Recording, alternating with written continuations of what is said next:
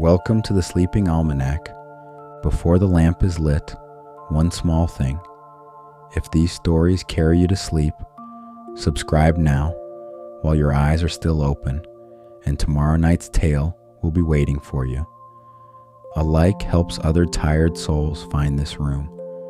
That is all. Let's light the lamp together now. The lamp is lit again, the same small flame as last night, in the same quiet room at the edge of the world. The storyteller is already here. She was here before you arrived. She will stay until you sleep. There's a chair for you. There's a blanket. The night outside is doing all of its slow, dark work, and none of it is yours to carry until morning. The storyteller opens the old book and turns past the tales already told to a page that waits for tonight. Tonight, she says softly, a small gray house sails through the sky on the back of a storm, and a girl in silver shoes follows a road of yellow brick to a city as green as deep summer water. And there is no hurry at all as she begins. Settle in now. Let the chair hold you.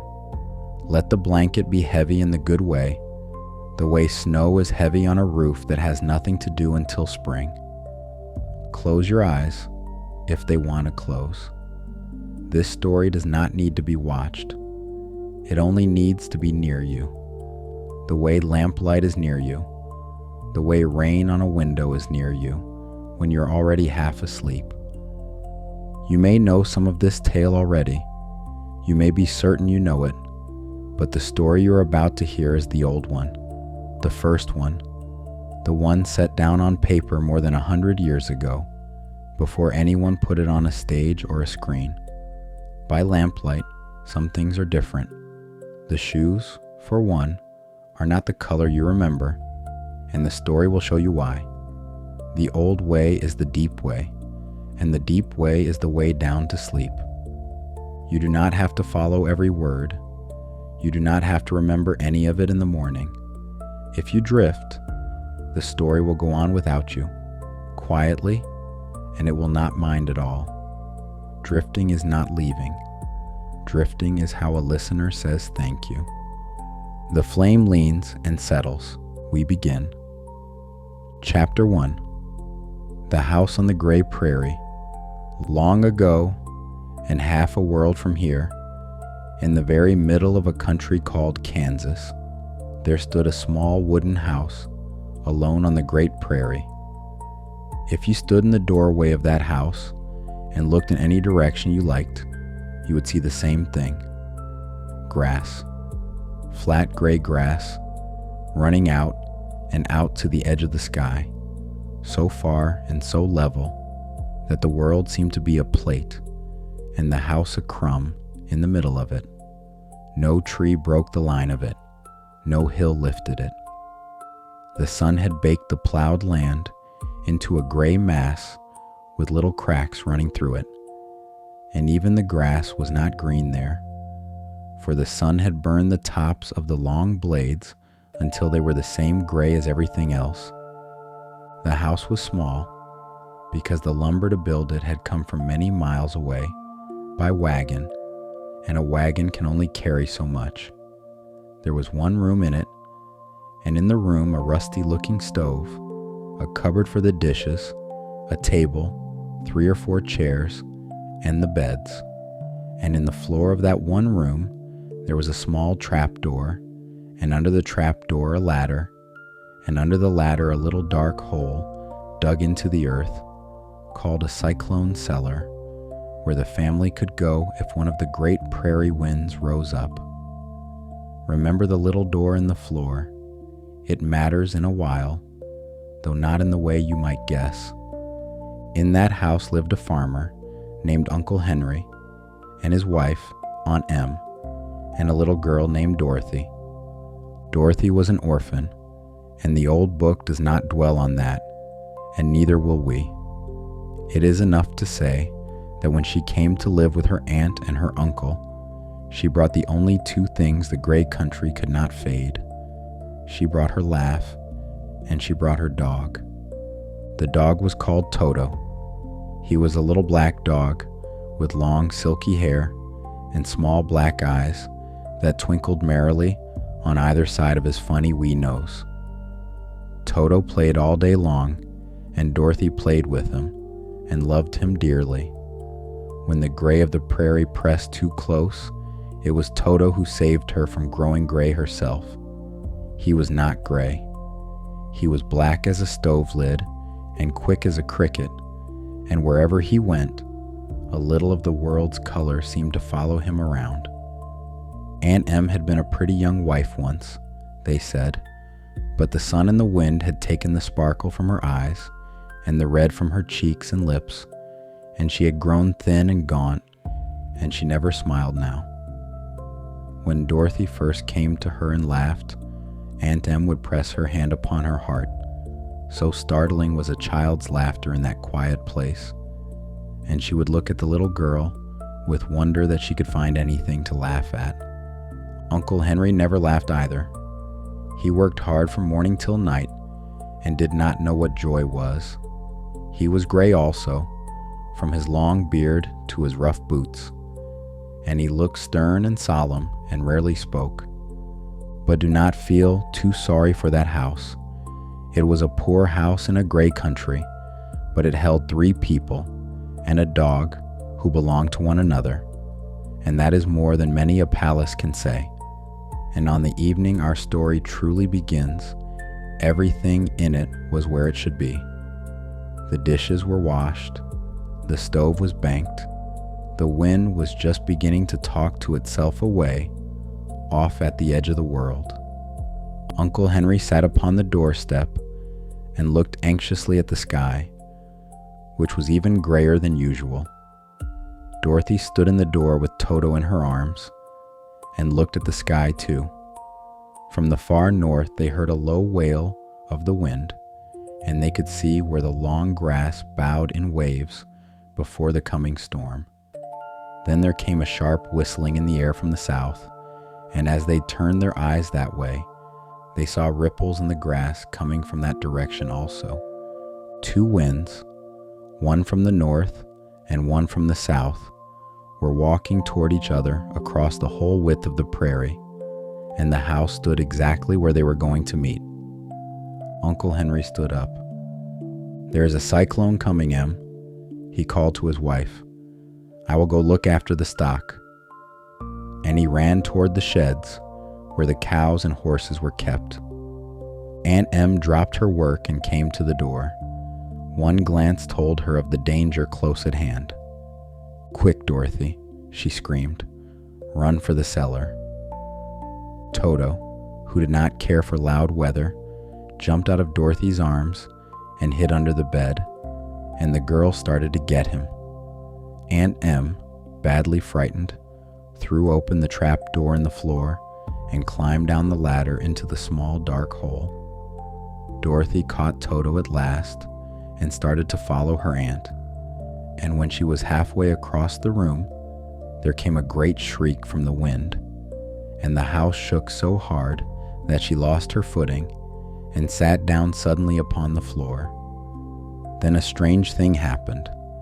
The house whirled around 2 or 3 times, slowly, like a leaf trying to make up its mind, and rose slowly through the air.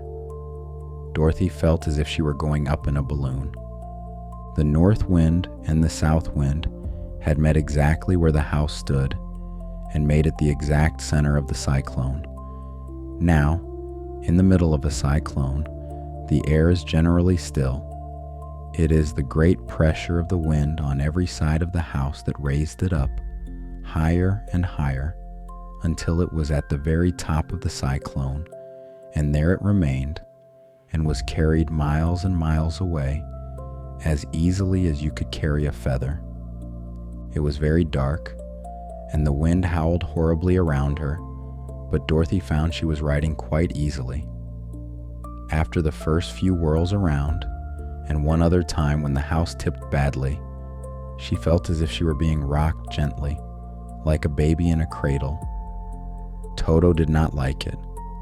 He ran about the room, now here, now there, barking loudly, but Dorothy sat quite still on the floor and waited to see what would happen. Once Toto got too near the open trap door and fell in, and at first the little girl thought she had lost him. But soon she saw one of his ears sticking up through the hole, for the strong pressure of the air was keeping him up so that he could not fall. She crept to the hole, caught Toto by the ear, and dragged him into the room again, and afterward closed the trap door so that no more accidents could happen. Hour after hour passed away, and slowly Dorothy got over her fright. She felt lonely, and the wind shrieked so loudly all about her that she nearly became deaf. But by and by, as nothing dreadful happened, she stopped worrying and resolved to wait calmly and see what the future would bring. At last she crawled over the swaying floor to her bed and lay down upon it, and Toto followed and lay down beside her. And in spite of the swaying of the house and the wailing of the wind, Dorothy soon closed her eyes.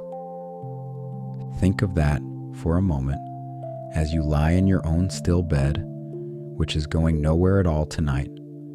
A little girl in a flying house, a whole mile above the earth, with the storm singing its enormous gray song on every side of her, and she slept. Children can do that. It is one of their great talents, and it is a talent worth borrowing tonight. The house sailed on through the dark, over the whole width of the sleeping country, carrying a bed, a stove, a cupboard of dishes, a small dog, and a sleeping girl. And while she slept, the storm grew tired, the way all storms do. The house began, very gently, to come down. Chapter 2. The Silver Shoes and the Kiss. Dorothy was awakened by a shock, so sudden and severe that if she had not been lying on the soft bed, she might have been hurt. As it was, the jar made her catch her breath and wonder what had happened, and Toto put his cold little nose into her face and whined dismally. Dorothy sat up and noticed that the house was not moving, nor was it dark, for bright sunshine came in at the window, flooding the little room. She sprang from her bed, and with Toto at her heels, ran and opened the door. And then she gave a cry of amazement and looked about her, and her eyes grew bigger and bigger at the wonderful sight she saw. The cyclone had set the house down, very gently for a cyclone, in the midst of a country of marvelous beauty. There were lovely patches of greensward all about, with stately trees bearing rich and luscious fruits. Banks of gorgeous flowers were on every hand, and birds with rare and brilliant plumage sang and fluttered in the trees and bushes. A little way off was a small brook, rushing and sparkling along between green banks, and murmuring in a voice very grateful to a little girl who had lived so long on the dry gray prairies. Think of stepping out of a gray world into that. She stood in the doorway a long moment, only looking. After a life of gray grass and gray sky, here was green in 100 shades, and blue and gold, and the deep red of fruit hanging low enough to touch. Even the air smelled different. It smelled like water and blossoms and warm bark, and she breathed it in slowly, the way you might breathe now, once, before we go on. While she stood looking eagerly at the strange and beautiful sights, she noticed coming toward her a group of the queerest people she had ever seen. There were 3 men and 1 woman, and all were oddly dressed. The men were about as tall as Dorothy herself, though they were, so far as looks go, many years older. They wore round hats that rose to a small point a foot above their heads, with little bells around the brims that tinkled sweetly as they moved. Their hats were blue, their clothing was blue, and they wore well-polished boots, with a deep roll of blue at the tops. But the woman was different. Her hat was white, and she wore a white gown that hung in pleats from her shoulders. Over it were sprinkled little stars that glistened in the sun like diamonds. Her face was covered with wrinkles.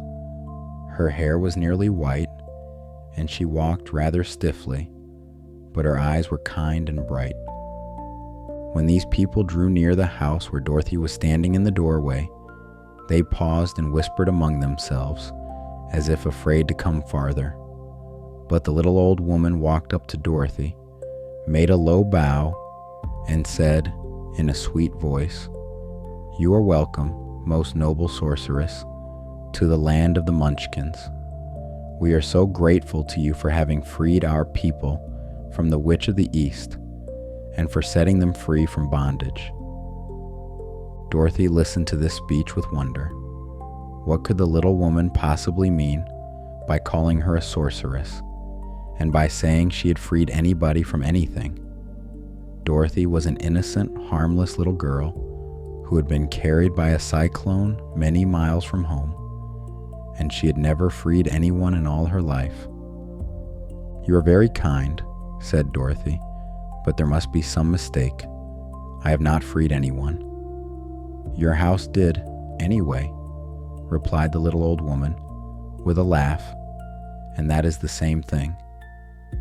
See," she continued, pointing to the corner of the house. Dorothy looked and gave a little cry of fright. There, just under the corner of the great beam the house rested on, 2 feet were sticking out, shod in silver shoes with pointed toes. "Oh dear, oh dear," cried Dorothy, clasping her hands together in dismay. "The house must have fallen on her. Whatever shall we do?" "There is nothing to be done," said the little woman calmly. "Now, if this were a different kind of book and a different kind of room, this might be an alarming moment. But listen to how the old story itself treats it, because the old story hardly pauses at all.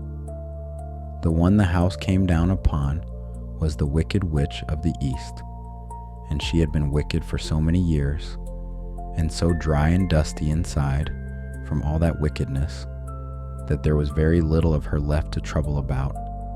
Indeed, even as Dorothy watched, the feet in the silver shoes disappeared entirely, and nothing remained but the shoes themselves, sitting empty in the sunlight.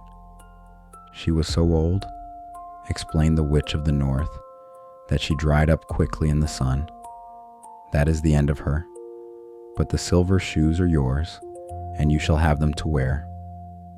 She reached down, picked up the shoes, and after shaking the dust out of them, handed them to Dorothy. "The Witch of the East was proud of those silver shoes," said one of the Munchkins, "and there is some charm connected with them.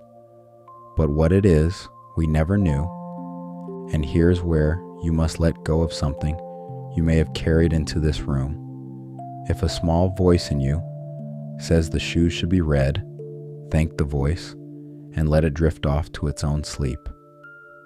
In the old book, on the old page under the storyteller's lamp, the shoes are silver, and always were, silver like frost on a fence rail, silver like the underside of a poplar leaf when the wind turns it over.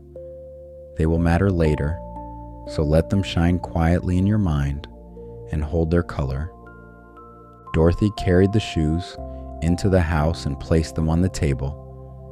Then she came out again and asked the little old woman a question that had been gathering in her all this while. "Are you a Munchkin?" she asked. "No, but I am their friend.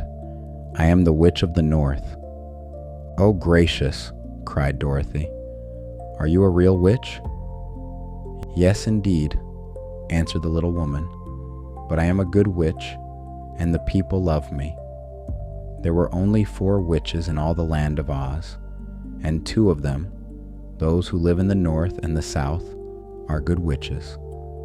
Those who dwelt in the east and the west were indeed wicked witches. But now that your house has settled the matter of the east, There is but one wicked witch in all the land of Oz, the one who lives in the west, and she is far away from here. But Aunt Em has told me that the witches were all dead, years and years ago," said Dorothy. "Aunt Em lives in a civilized country," said the Witch of the North, "and in civilized countries there are no witches left. But the land of Oz has never been civilized, for we are cut off from all the rest of the world by a great desert. Therefore, we still have witches and wizards among us. The greatest of the wizards is Oz himself, and he lives in the City of Emeralds." Dorothy was going to ask another question, but just then the Munchkins gave a shout and pointed to the corner of the house where the witch had lain, and there was nothing there at all now, not even the dust, for the sun had finished its patient work, and the field grass was already leaning back into the space, as if nothing had ever pressed it down. Dorothy thought for a moment, and then she said the thing that had been under all her other thoughts, the way a stone is under moss. "I want to get back to my aunt and uncle," she said earnestly, "for I'm sure they will worry about me. Can you help me find my way?" The Munchkins and the witch looked at one another, and then at Dorothy, and shook their heads. There was the great desert on every side, they told her, and none had ever crossed it. It seemed, for a moment, that she would have to live with them always. Then the Witch of the North did a curious and wonderful thing. She took off her cap and balanced the point on the end of her nose while she counted 1, 2, 3 in a solemn voice. At once the cap changed to a slate, on which was written in big white chalk marks, "Let Dorothy go to the City of Emeralds." "Is your name Dorothy, my dear?" asked the little old woman. "Yes," answered the child. "Then you must go to the City of Emeralds. Perhaps Oz will help you. Where is the city?" "It is exactly in the center of the country and is ruled by Oz, the great wizard I told you of. It is a long walk through a country that is sometimes pleasant and sometimes dark and terrible. However, I will use all the magic arts I know of to keep you from harm. Won't you go with me?"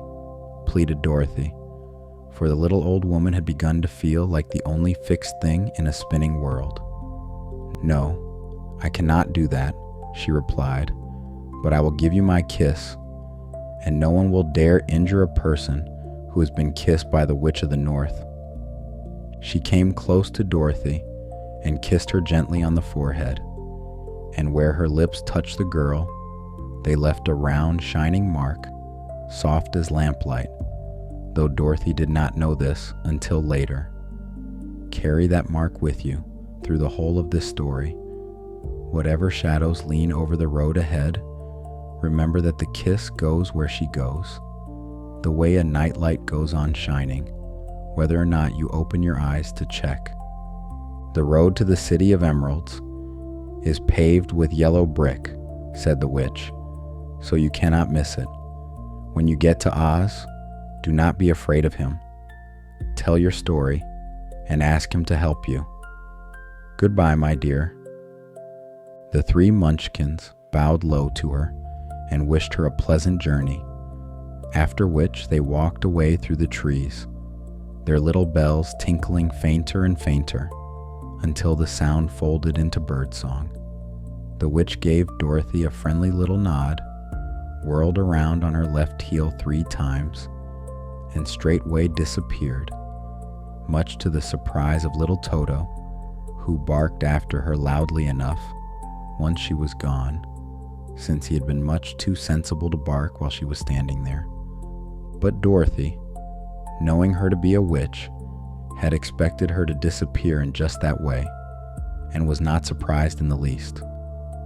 She stood in the sweet green morning, with the silver shoes waiting on the table behind her, and the yellow road waiting somewhere beyond the trees, and for the first time since the wind took the house, she felt that the world, though very strange, was not unkind. Chapter 3. The Road of Yellow Brick. When Dorothy was left alone, she began to feel hungry, and hunger, in any world, is a homely and reassuring thing to feel. So she went to the cupboard and cut herself some bread, and spread it with butter, and gave some to Toto, and then she took a pail down to the little brook, and filled it with clear, sparkling water, and drank, and washed her face, and felt very much better. There was work to do before a journey, and she did it the way sensible people do, one small task at a time. She had only one other dress, but it happened to be clean, and it hung on a peg beside her bed. It was gingham, with checks of white and blue, and though the blue was somewhat faded from many washings, it was still a pretty frock. She put it on, and tied her pink sunbonnet under her chin, and took a little basket, and filled it with bread from the cupboard, laying a white cloth over the top. Then she looked down at her feet, and noticed how old and worn her shoes were. They would surely never do for a long journey. And there on the table sat the silver shoes, quiet as 2 spoonfuls of moonlight, exactly where she had left them. She took off her old leather shoes and tried on the silver ones, and they fitted her as well as if they had been made for her. Perhaps they had been, in the way that some things in old stories are simply waiting for the right person to arrive. At last she picked up her basket and called to Toto, and shut the door of the little house carefully behind her, and put the key in the pocket of her dress. There were several roads nearby, but it did not take her long to find the one paved with yellow brick, and within a short time she was walking briskly toward the Emerald City, her silver shoes tinkling merrily on the hard yellow roadbed. The sun shone bright, and the birds sang sweetly, and Dorothy did not feel nearly so bad as you might think a little girl would, who had been suddenly whisked away from her own country and set down in the midst of a strange land. But then she had slept well and eaten, and the road was warm underfoot, and those 3 things together will carry a traveler a long way. She was surprised, as she walked along, to see how pretty the country was about her. There were neat fences at the sides of the road, painted a dainty blue color, and beyond them were fields of grain and vegetables in abundance. Evidently the Munchkins were good farmers and able to raise large crops. Once in a while she would pass a house, and the houses of this country were odd-looking dwellings, for each was round, with a big dome for a roof, and all of them were painted blue, for in this country of the East blue was the favorite color. The people came to their doors to look at her as she passed, and bowed low, every one of them, for it was known through all the land that her house had been the undoing of the wicked witch of the East, and had set them free. Dorothy did not feel she had done anything to deserve the bowing, since it was really the house that had done it, and the storm that had carried the house. But she nodded back politely, because politeness costs nothing and is always the right size. Toward evening, when she was tired with her long walk, she came to a house rather larger than the rest, where many men and women were dancing and singing on the green lawn, and a big table nearby was loaded with good things to eat. This was the home of one of the richest Munchkins in the land, whose name was Bach, and his friends were gathered with him to celebrate their freedom, and they welcomed Dorothy kindly to supper and to pass the night. Dorothy ate a hearty supper, waited upon by Bach himself, and Toto was slipped so many good things under the table that he grew quite round. When she had eaten, Bach looked at her thoughtfully. "You must be a great sorceress," he said. "Why?" asked Dorothy. "Because you wear silver shoes and have destroyed a wicked witch. Besides, you have white in your frock, and only witches and sorceresses wear white. My dress is blue and white checked, said Dorothy, smoothing out the wrinkles in it. It is kind of you to wear that, said Bach. Blue is the color of the Munchkins, and white is the witch color, so we know you're a friendly witch. Dorothy did not know what to say to this, for all the people seemed to think her a witch, and she knew very well she was only an ordinary little girl who had come by the chance of a cyclone into a strange land. So she said nothing, which is often the wisest speech of all. That night she slept in a pretty room with a soft bed and sheets of blue cloth, and Toto curled up on the blue rug beside her. In the morning she asked Bach how far it was to the Emerald City. I do not know, he answered gravely, for I have never been there. It is better for people to keep away from Oz, unless they have business with him.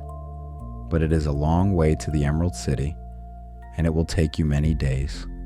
The country here is rich and pleasant, but you must pass through rough and difficult places before you come to the end of your journey. This troubled Dorothy a little, but she knew that only the great Oz could help her get to Kansas again, so she bravely resolved not to turn back. She bade her friends goodbye and set off again along the road of yellow brick. When she had gone several miles, she thought she would stop to rest, and so climbed to the top of the fence beside the road and sat down. There was a great cornfield beyond the fence, and not far away she saw a scarecrow set up among the tall stalks of corn to keep the birds from the ripe grain. Dorothy leaned her chin upon her hand and gazed thoughtfully at the scarecrow. Its head was a small sack stuffed with straw, with eyes, a nose, and a mouth painted on it to represent a face, and the painted face was a cheerful one.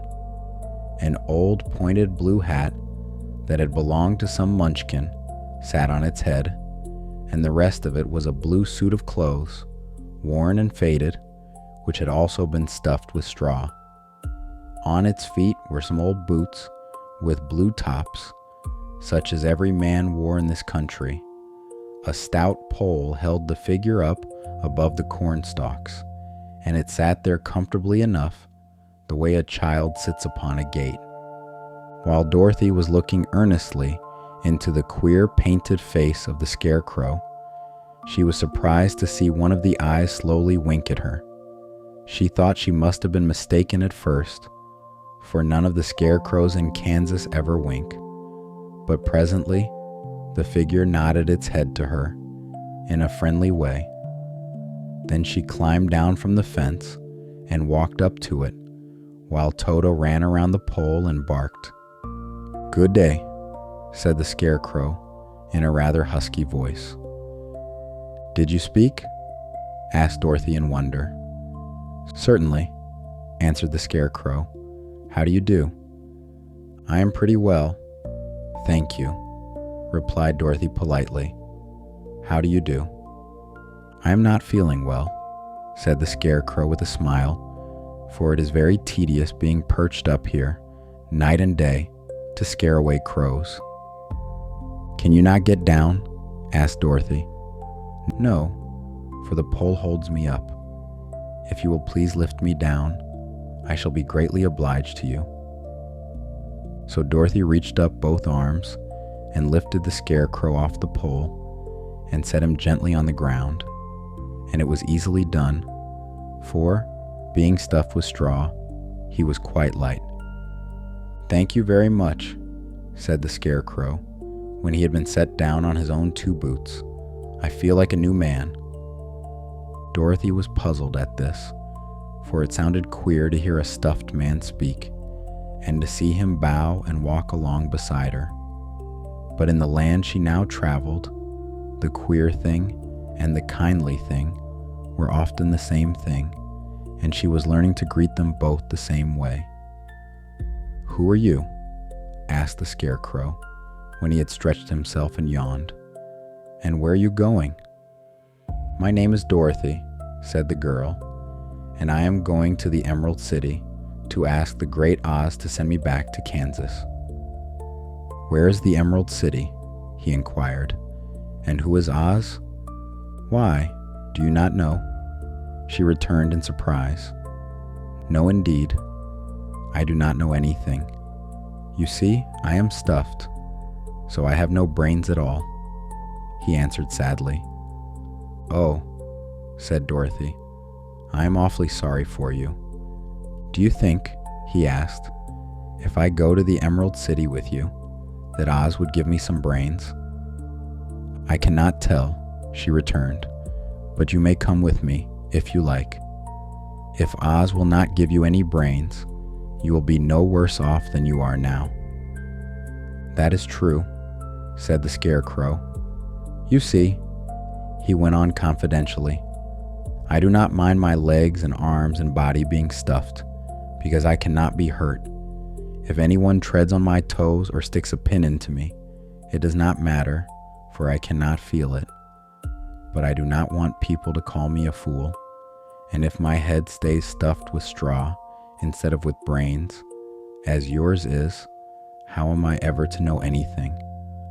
"I understand how you feel," said the little girl, who was truly sorry for him.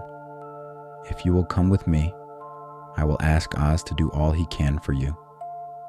"Thank you," he answered gratefully. And that was his whole trouble, and the whole of it, a small sorrow, as sorrows go, and by the end of the story, it will be smaller still. They walked back to the road, and Dorothy helped him over the fence, and they started along the path of yellow brick together. Toto did not like this addition to the party at first. He smelled around the stuffed man, as if he suspected there might be a nest of rats in the straw, and he growled once, in a small, unconvincing way, and then gave it up and trotted ahead as before. The Scarecrow never grew tired, and he never needed to eat or to sleep, so he was a very easy traveling companion. As they walked, Dorothy told him all about Kansas, and how gray everything was there, and how the cyclone had carried her to this queer land of Oz.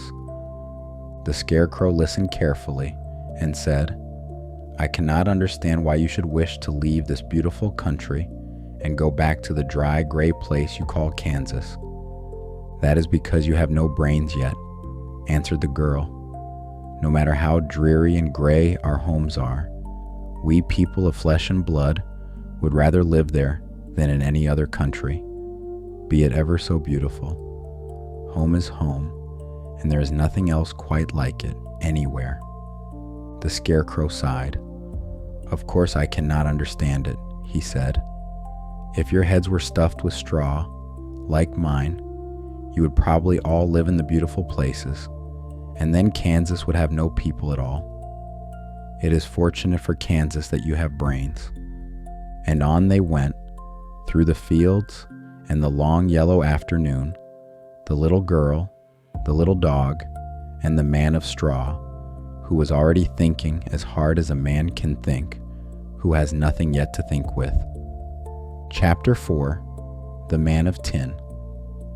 Toward evening, the road began to change under their feet.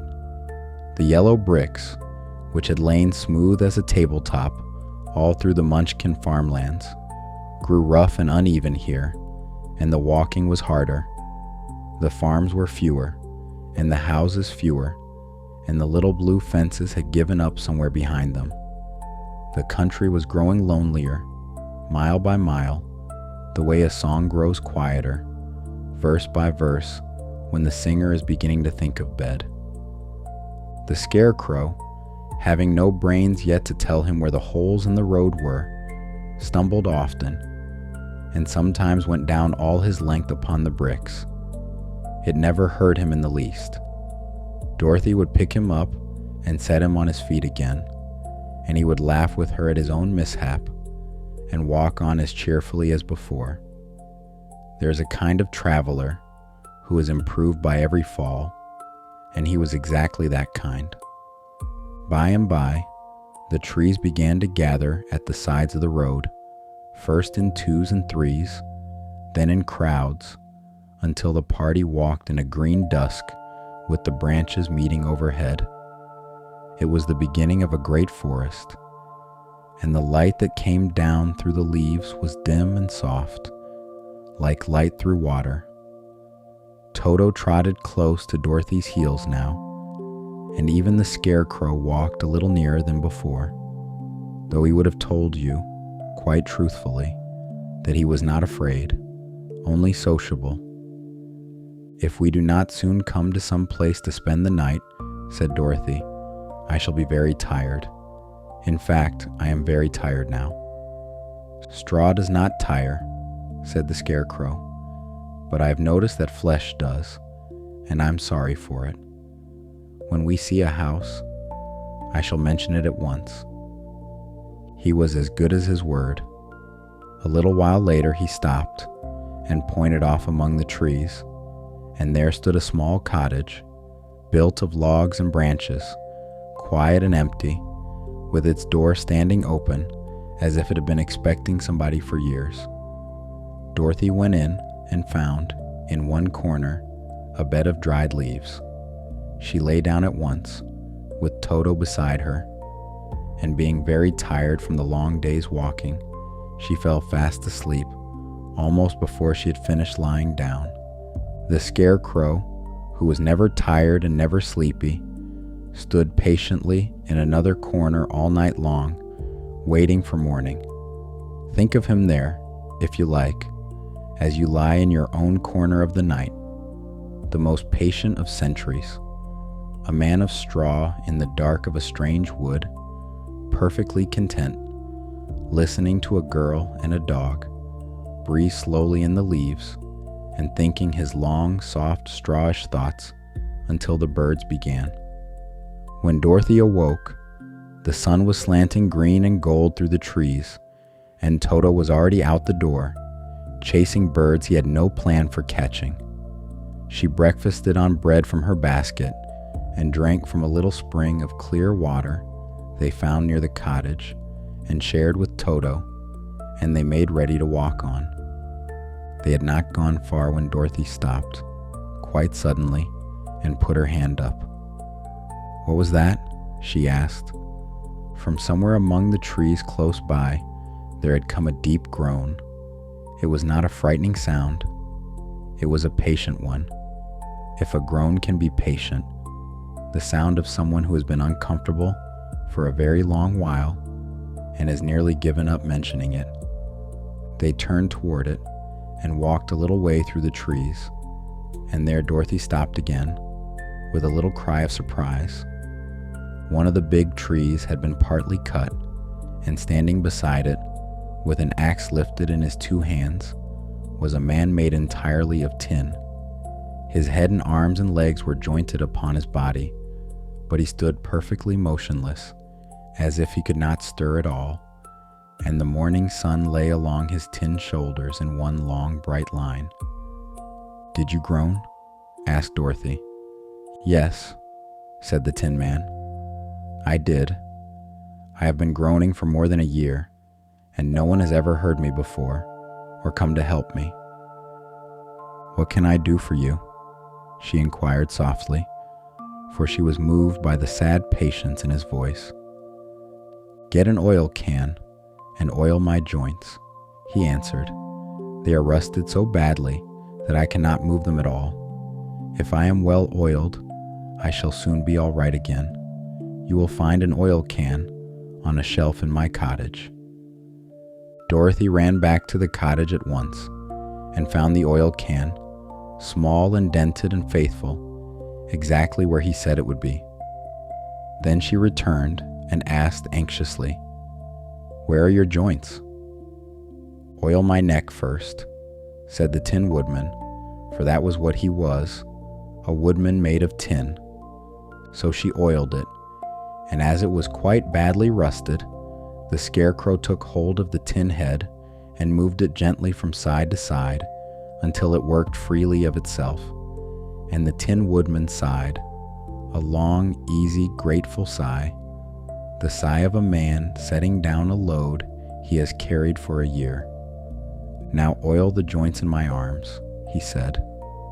And Dorothy oiled them, one by one, and the Scarecrow bent them carefully, one by one, until they were quite free of rust and moved as smoothly as new.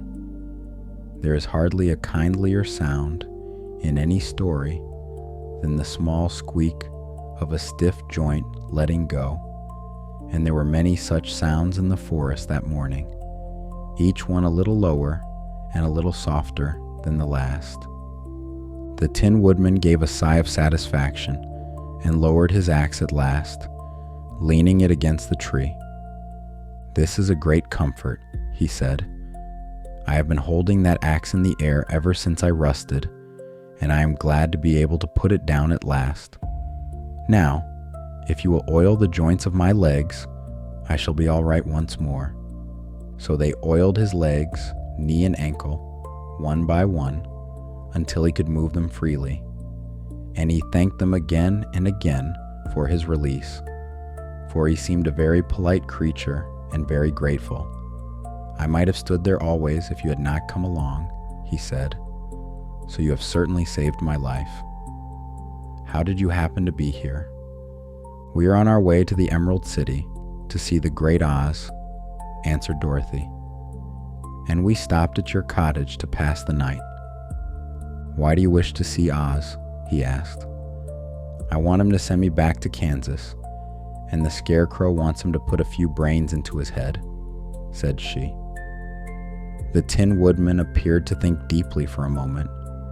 Then he said, "Do you suppose Oz could give me a heart?" "Why, I guess so," Dorothy answered. "It would be as easy as to give the Scarecrow brains." "That is true," the Tin Woodman said. "So, if you will allow me to join your party, I will also go to the Emerald City and ask Oz to help me."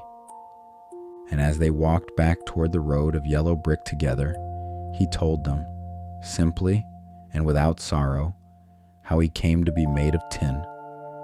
He had been a woodman of flesh and blood once, he said, and he had loved a Munchkin girl and meant to marry her.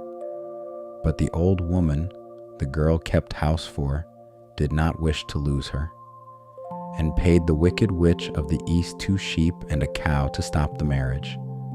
And that witch, the very same one whose 2 feet you saw at the corner of a fallen house, laid an enchantment on his axe, and the axe slipped in its work again and again, and each time the kindly tinsmith of the village replaced a little more of the woodman with bright tin, until at last he was tin altogether, a marvel of the tinsmith's patience, jointed and polished and shining, and stronger than he had ever been before.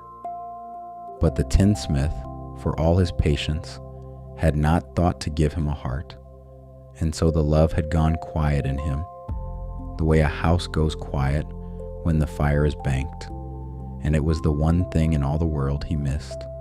"I will be very careful in the rain from now on," he added, in a practical tone, "for it was the rain that rusted me."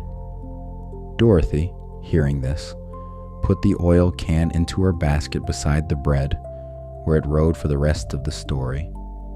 And you may keep half an ear on it, for a day will come when it is wanted. And so the party was 4, counting the dog. They walked on through the forest, and the Tin Woodman swung along so easily on his new oiled joints that there was a soft ringing at every stride, like a very small bell ringing very far away.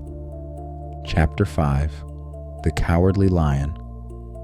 As they walked, the Scarecrow and the Tin Woodman fell into a gentle argument, the gentlest argument in all the old book, and one worth hearing slowly.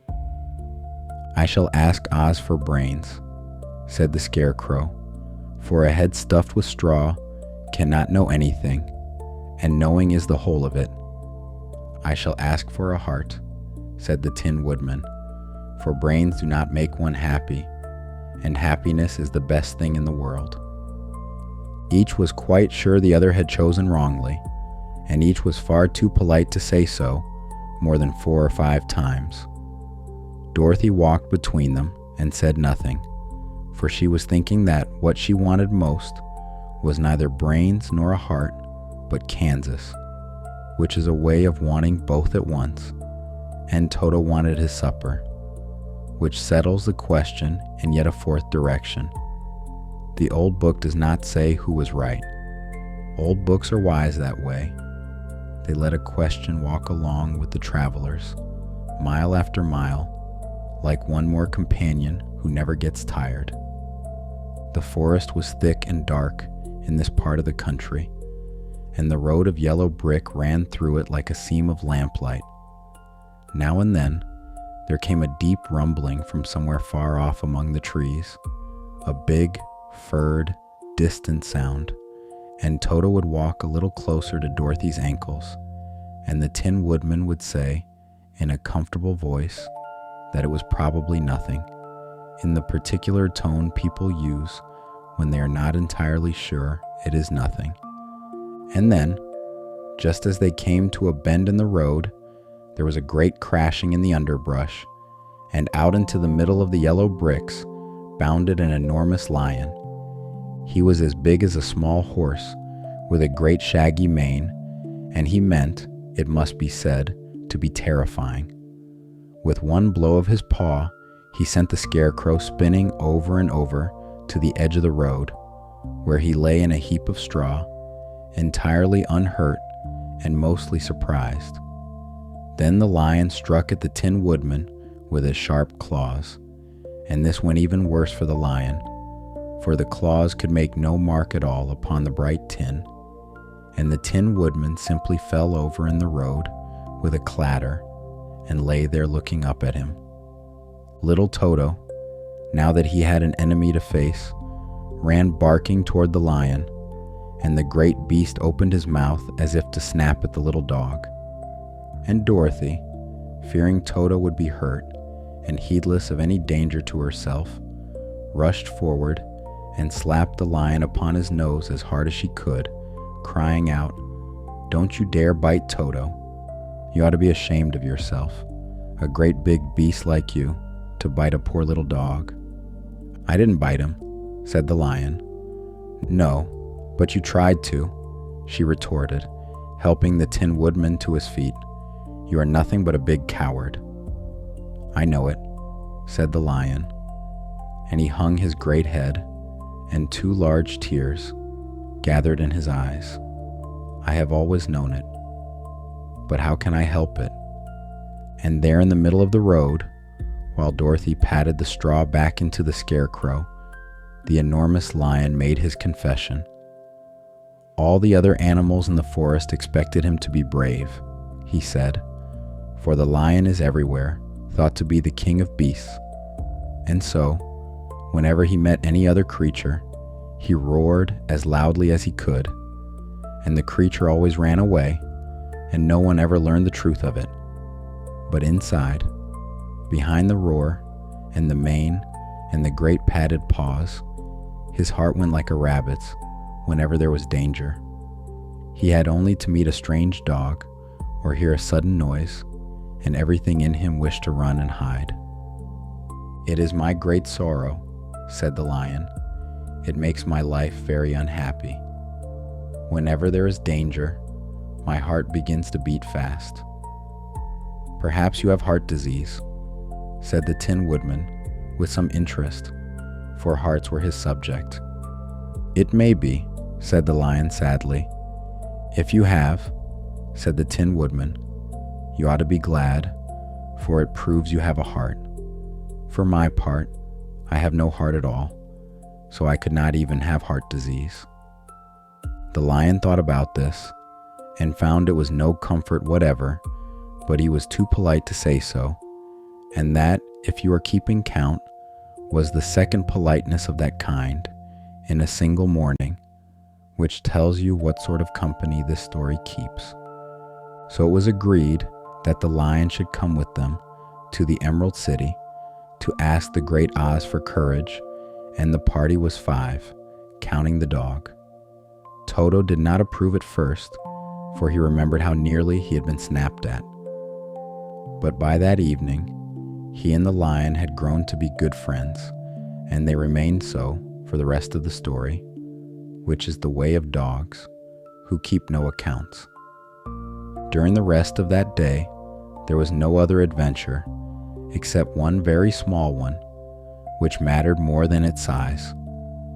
The Tin Woodman stepped by accident upon a beetle crossing the road, and the poor little thing was hurt, and the Tin Woodman was so sorry that he wept, for he was always careful never to be cruel or unkind to anything. The tears ran slowly down his face and over the hinges of his jaw, and there they rusted, and when Dorothy asked him a question, he could not open his mouth at all.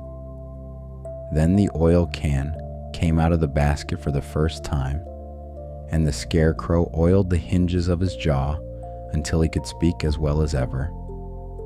"This will serve me a lesson," said the Tin Woodman, "to look where I step." And ever after, he walked with his eyes on the road and stepped over every ant, and Dorothy dried the last of his tears with her apron so that no more of him would rust. The forest went on and on. Once they came to a great ditch that crossed the road and divided the wood as far as they could see on either side. It was too wide to jump and too steep to climb, and it seemed the journey must end there.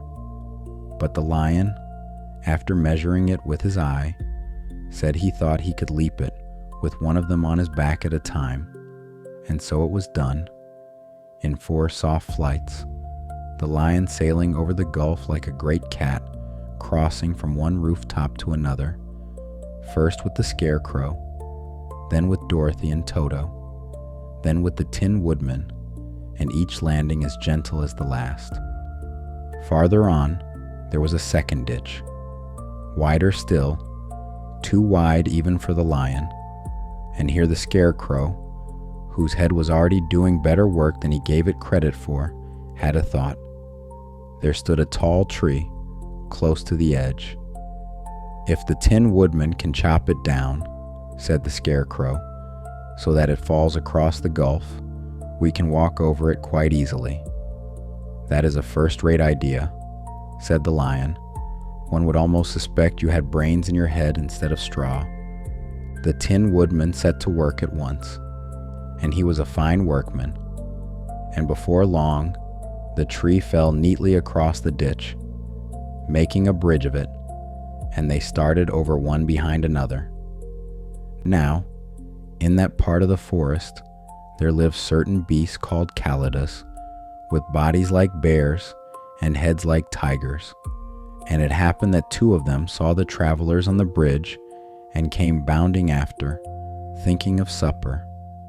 Dorothy heard them and looked back, and the lion turned on the bridge and gave a roar so great and so loud that the whole forest listened, and even the Calidus stopped short and looked at him in surprise.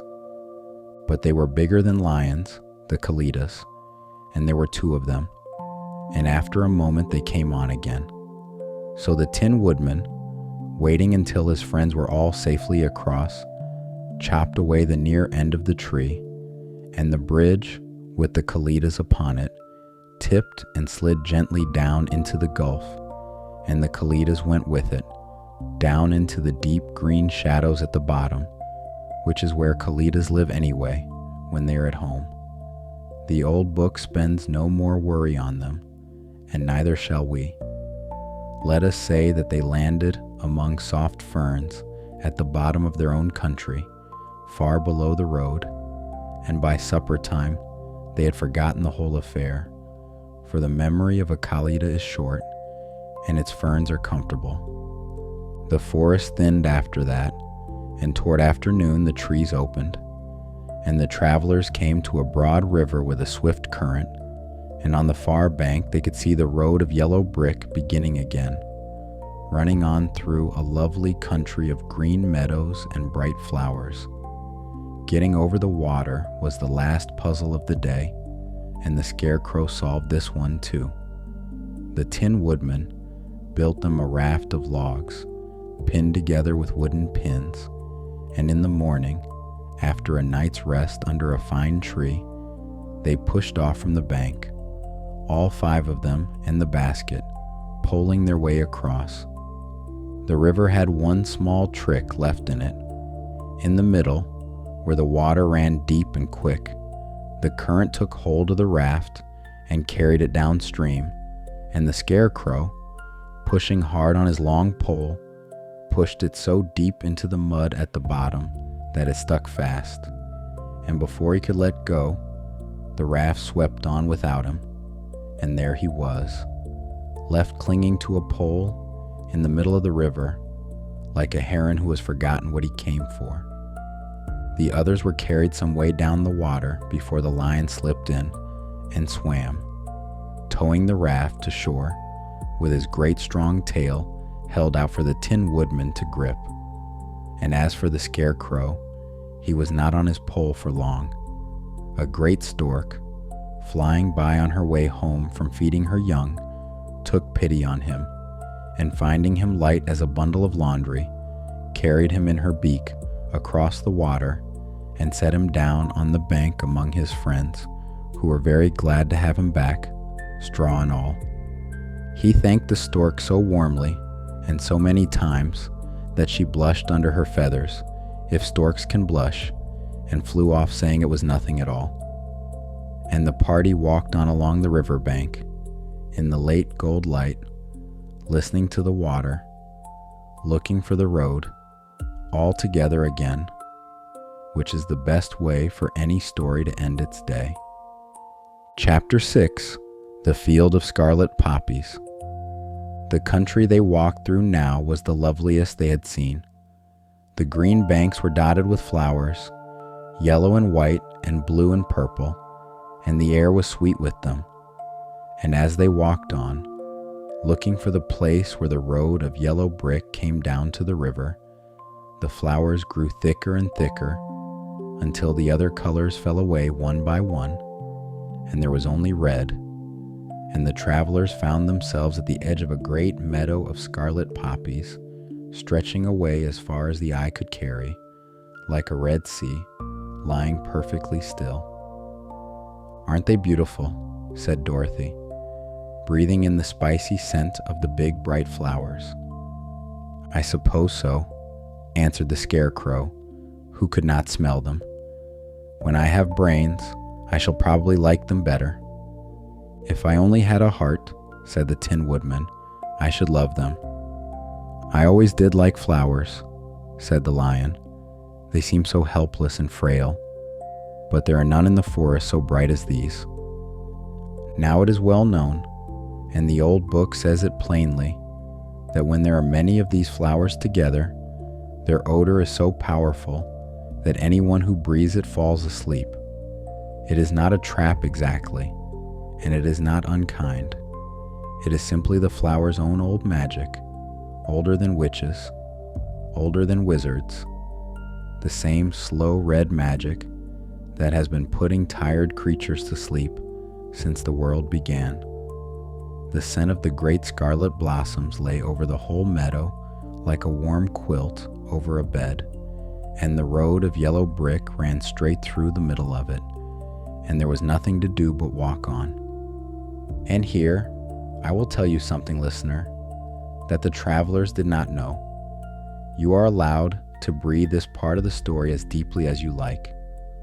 The poppies can do you no harm from here.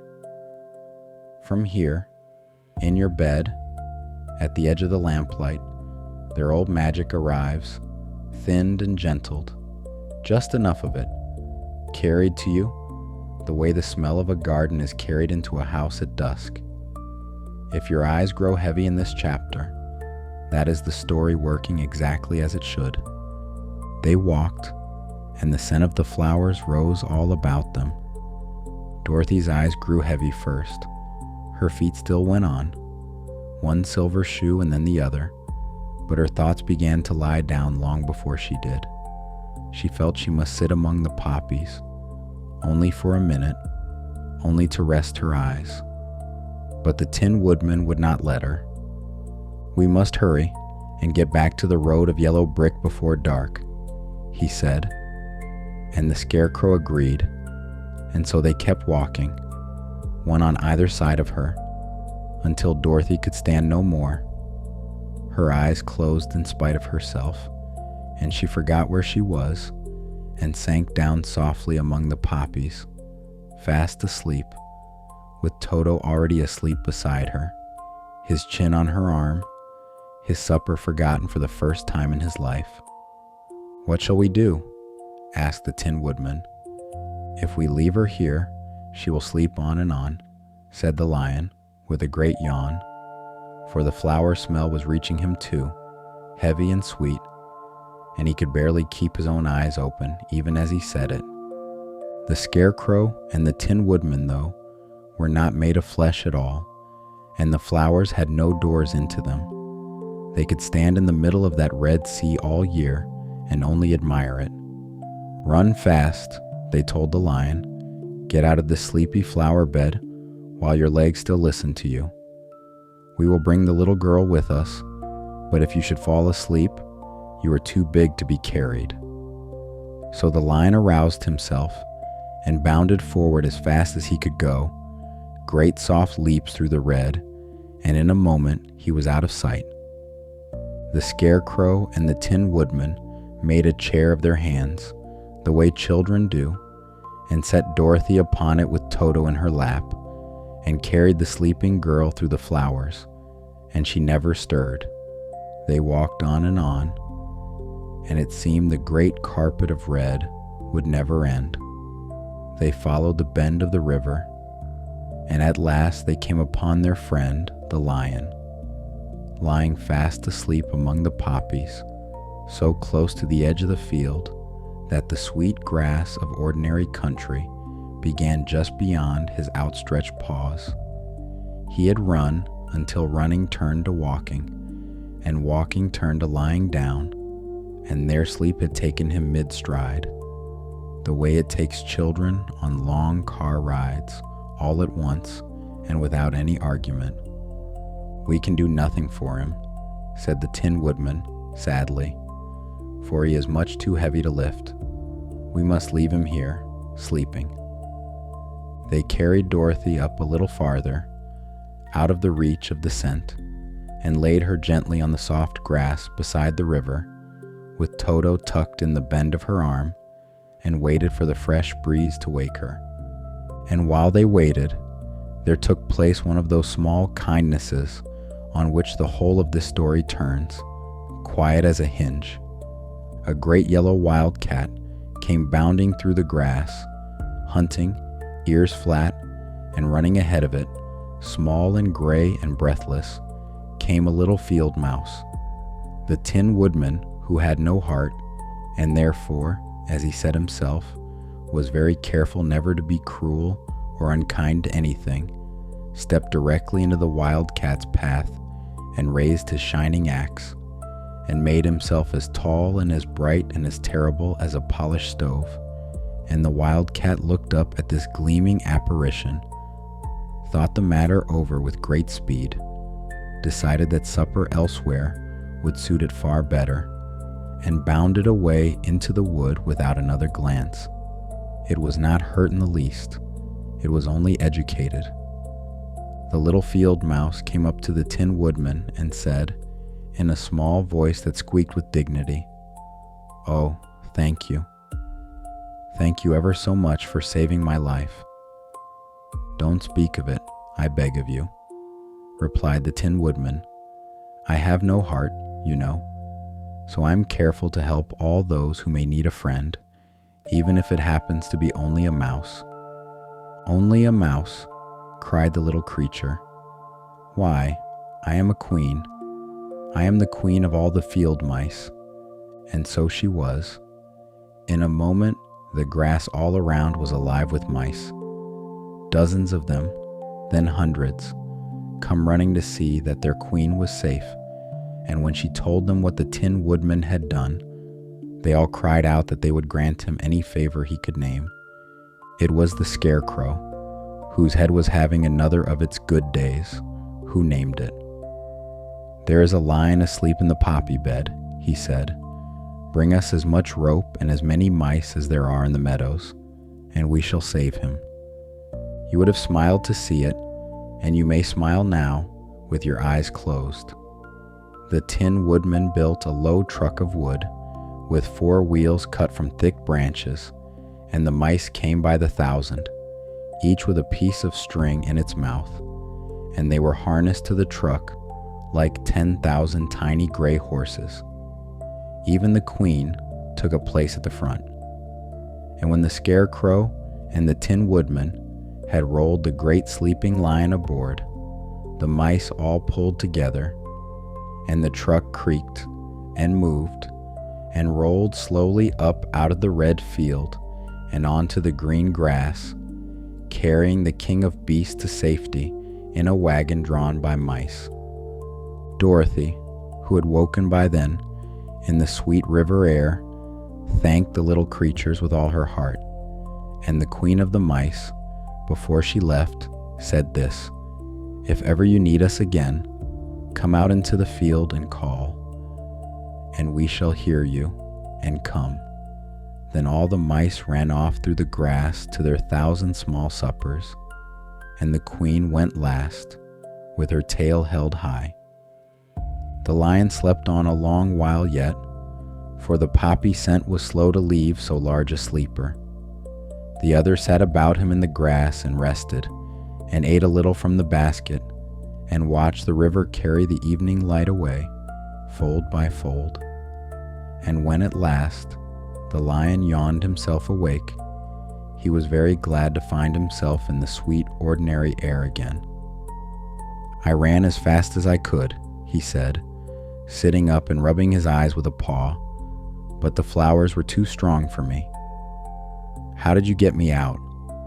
And they told him about the field mice, and how they had generously saved him from sleeping forever in the poppy bed.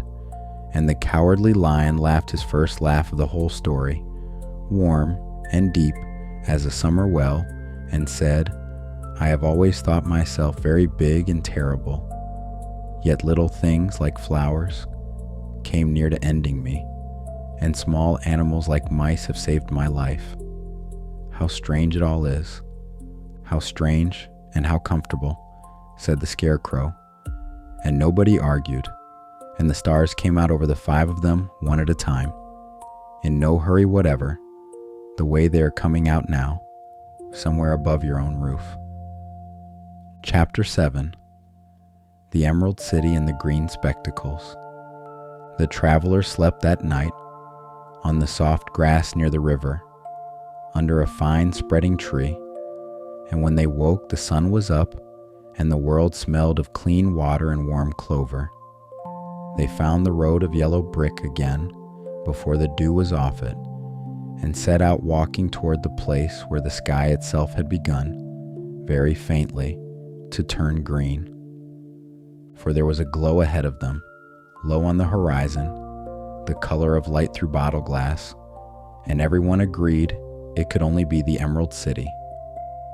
As they walked, the glow grew, and the country changed to meet it. The fences beside the road were painted green now, and the little round houses were green, and the farmers they passed wore green clothes and tall green hats.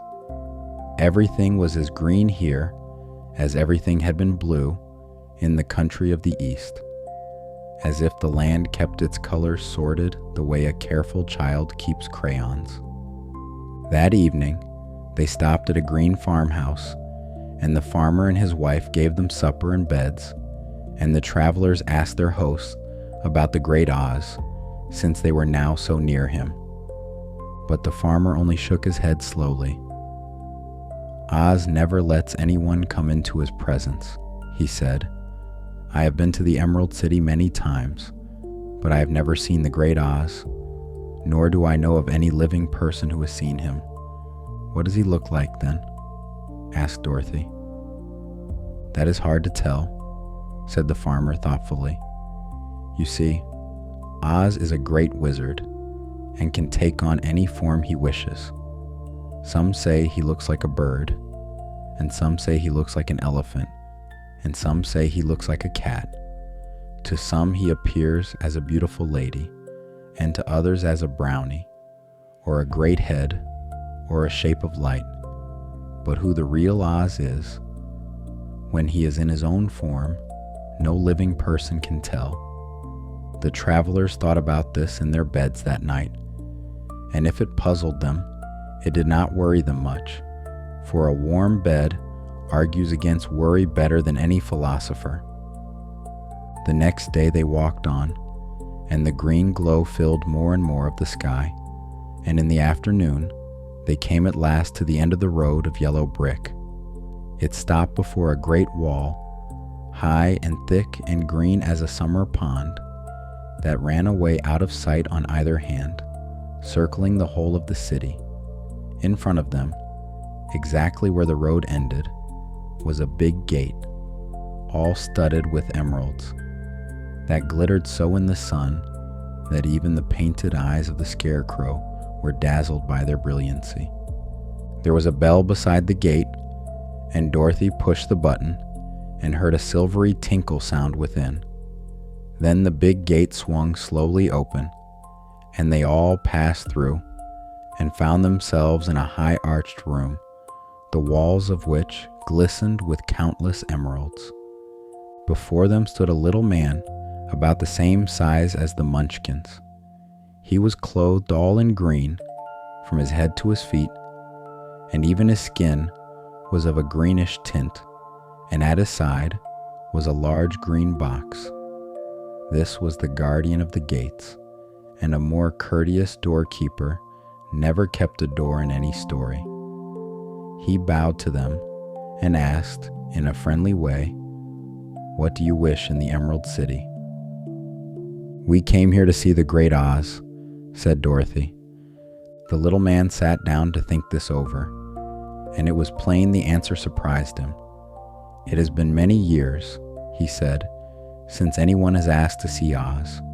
He is powerful, and he is good, but those who come to him on idle errands find the visit goes hard. So few come at all. Are you sure your errand is a true one?" "It is," said Dorothy simply. "We each have one wish, and none of them is idle." Then the guardian of the gates nodded, as if that settled the matter properly, and stood up and said, "Since it is so, I must take you to his palace. But first you must put on the spectacles." "Why?" asked Dorothy. "Because if you did not wear spectacles, the brightness and glory of the Emerald City would dazzle you," he explained. "Even those who live in the city must wear spectacles night and day. They are all locked on, for Oz so ordered it when the city was first built, and I have the only key that will unlock them." He opened the big green box, and in it were spectacles of every size and shape imaginable, and all of them had green glass in them.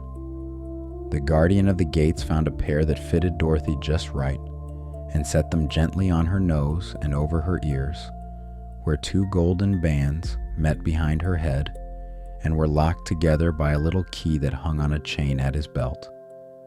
Then he fitted the scarecrow, and the Tin Woodman, and the lion, whose spectacles had to be the largest in the box, and even little Toto, who did not care for them at first, but was persuaded, and all were locked on with the same small golden click, which is one of the most satisfying sounds there is, the sound of a thing done properly. Then the guardian of the gates put on his own glasses and told them he was ready to show them to the palace. Taking a big golden key from a peg on the wall, he opened another gate, an inner one, and they all followed him through it into the streets of the Emerald City.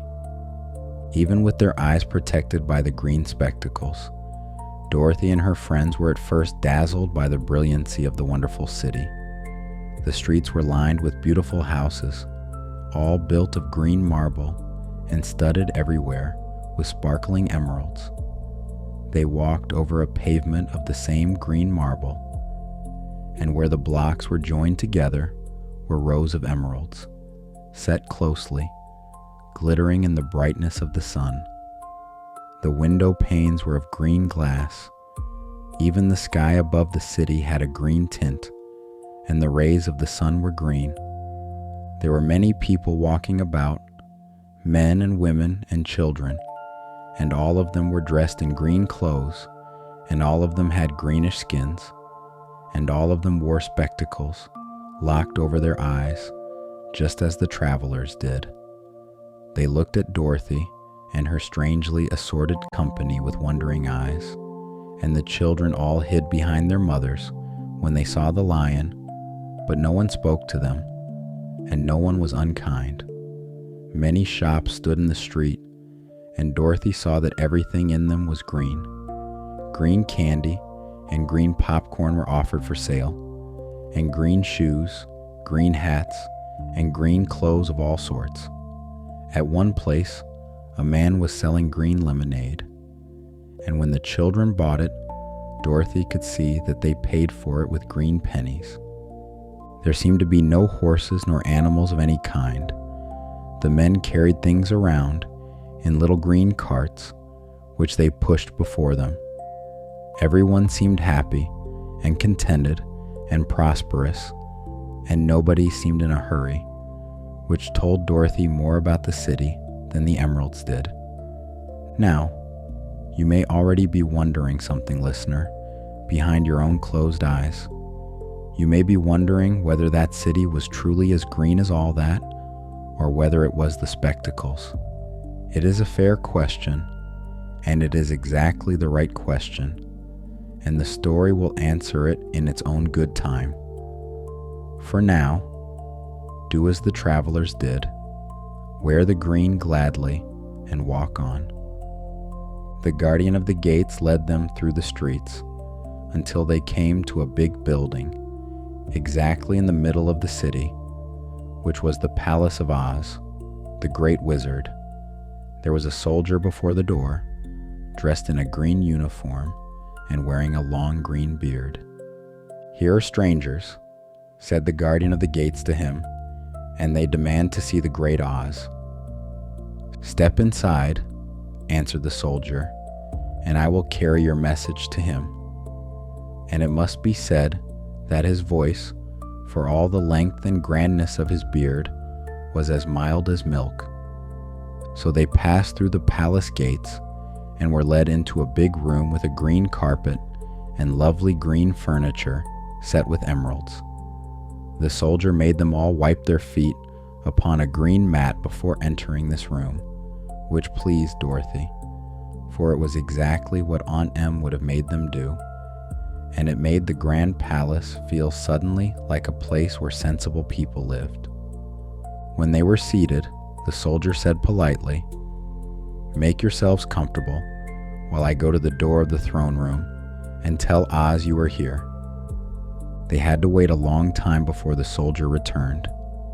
When at last he came back, Dorothy asked, "Have you seen Oz?" "Oh no," returned the soldier. "I have never seen him, but I spoke to him as he sat behind his screen and gave him your message.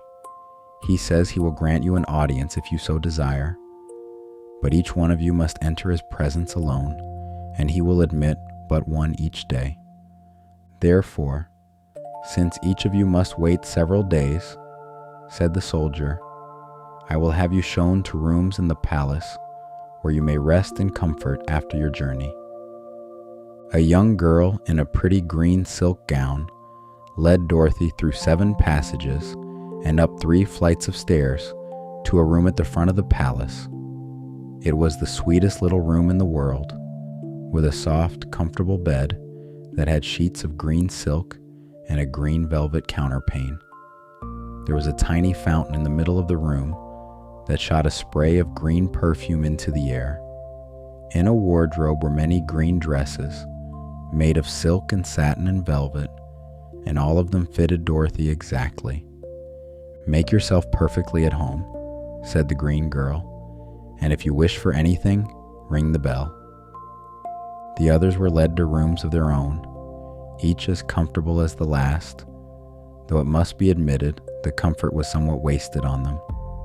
The scarecrow, who would not sleep, stood patiently just inside his door all night, watching a little spider that was spinning in the corner and thinking his slow, soft thoughts.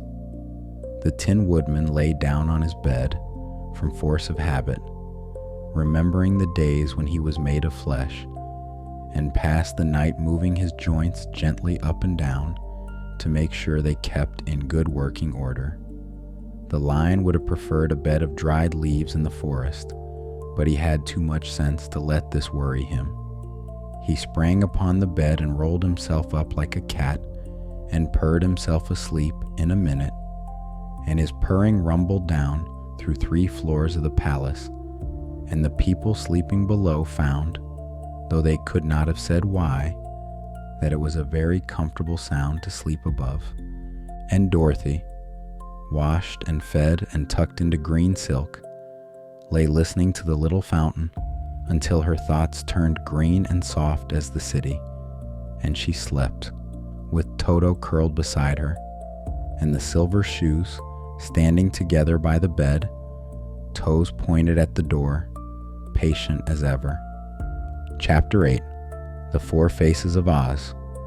The next morning, after breakfast, the Green Maiden came to fetch Dorothy, and dressed her in one of the prettiest gowns in the wardrobe, a soft green brocade that whispered when she walked. Dorothy tied a green ribbon around Toto's neck, and together they set out for the throne room of the Great Oz, down long halls where the lamps burned green and the carpets were deep as moss. First they came to a great hall where many ladies and gentlemen of the court stood about in rich costumes, talking quietly to one another. These fine people came every morning to wait outside the throne room, though not one of them had ever been permitted to see Oz, and by now their waiting had stopped being impatient and become a pleasant habit, the way some people sit on a porch every evening, whether or not anything passes on the road. Then a bell rang, soft as a spoon against a cup, and the soldier with the green whiskers said, "That is the signal. You must go into the throne room alone." He opened a little door, and Dorothy walked through it with Toto at her heels, and found herself in a wonderful place. It was a big round room with a high arched roof, and the walls and ceiling and floor were covered with large emeralds set closely together. In the center of the roof was a great light, as bright as the sun, which made the emeralds sparkle in a marvelous manner. But what interested Dorothy most was the big throne of green marble that stood in the middle of the room. It was shaped like a chair and sparkled with gems, as did everything else. In the center of the chair was an enormous head, without a body to support it, or any arms or legs whatever. There was no hair upon this head, but it had eyes, and a nose, and a mouth, and it was much bigger than the head of the biggest giant. Now, if you had been told before bed that a girl would stand before a giant floating head, you might expect this to be the frightening part. It was not. That is the strange, kind truth of it. The head was a marvel, not a menace, the way the moon is a marvel when it rises orange and enormous over a field and you cannot look away. Its eyes turned slowly to look at Dorothy, the way great slow things move, and its voice, when it came, filled the round room the way an organ note fills a church, round and deep and even. "I am Oz, the great and terrible," said the voice. "Who are you, and why do you seek me?" It was not so awful a voice as she had expected from so great a head, and so Dorothy took courage and answered, "I am Dorothy, the small and meek. I have come to you for help." The eyes looked at her thoughtfully for a full minute. Then the voice said, "Where did you get the silver shoes?" "I got them from the wicked witch of the East, when my house fell on her and ended her spell," said Dorothy. "Where did you get the mark upon your forehead?" continued the voice. That is where the good witch of the north kissed me when she bade me goodbye and sent me to you," said the girl. Again the eyes looked at her sharply, and they saw she was telling the truth. Then Oz asked, "What do you wish me to do?" "Send me back to Kansas, where my Aunt Em and Uncle Henry are," she answered earnestly. "I don't like your country, although it is so beautiful, and I am sure Aunt Em will be dreadfully worried over my being away so long." The eyes winked 3 times, and then they turned up to the ceiling and down to the floor and rolled around so queerly that they seemed to see every part of the room. And at last, they looked at Dorothy again. "Why should I do this for you?" asked Oz.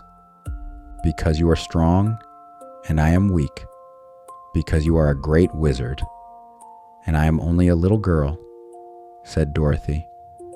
"But you are strong enough to end the power of the Wicked Witch of the East," said Oz. "That just happened," returned Dorothy simply. "I could not help it." "Then," said the head, "I will give you my answer. You have no right to expect me to send you back to Kansas unless you do something for me in return.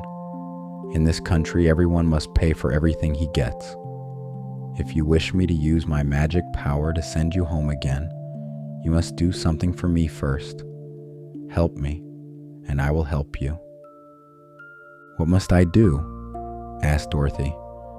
"There is one unkind power left in all this land," said Oz, and the voice was slow and grave, but not cruel. "In the yellow country of the West, there lives a wicked witch, the last of her kind, and the people there, who are called the Winkies, are her servants and cannot be free while her power lasts. When you can tell me she is gone, and her spell over the West is ended forever, then I will send you back to Kansas. But not before." Dorothy began to weep. She was so disappointed, for she was small and meek, and ending the power of witches did not seem the sort of errand that belonged to her.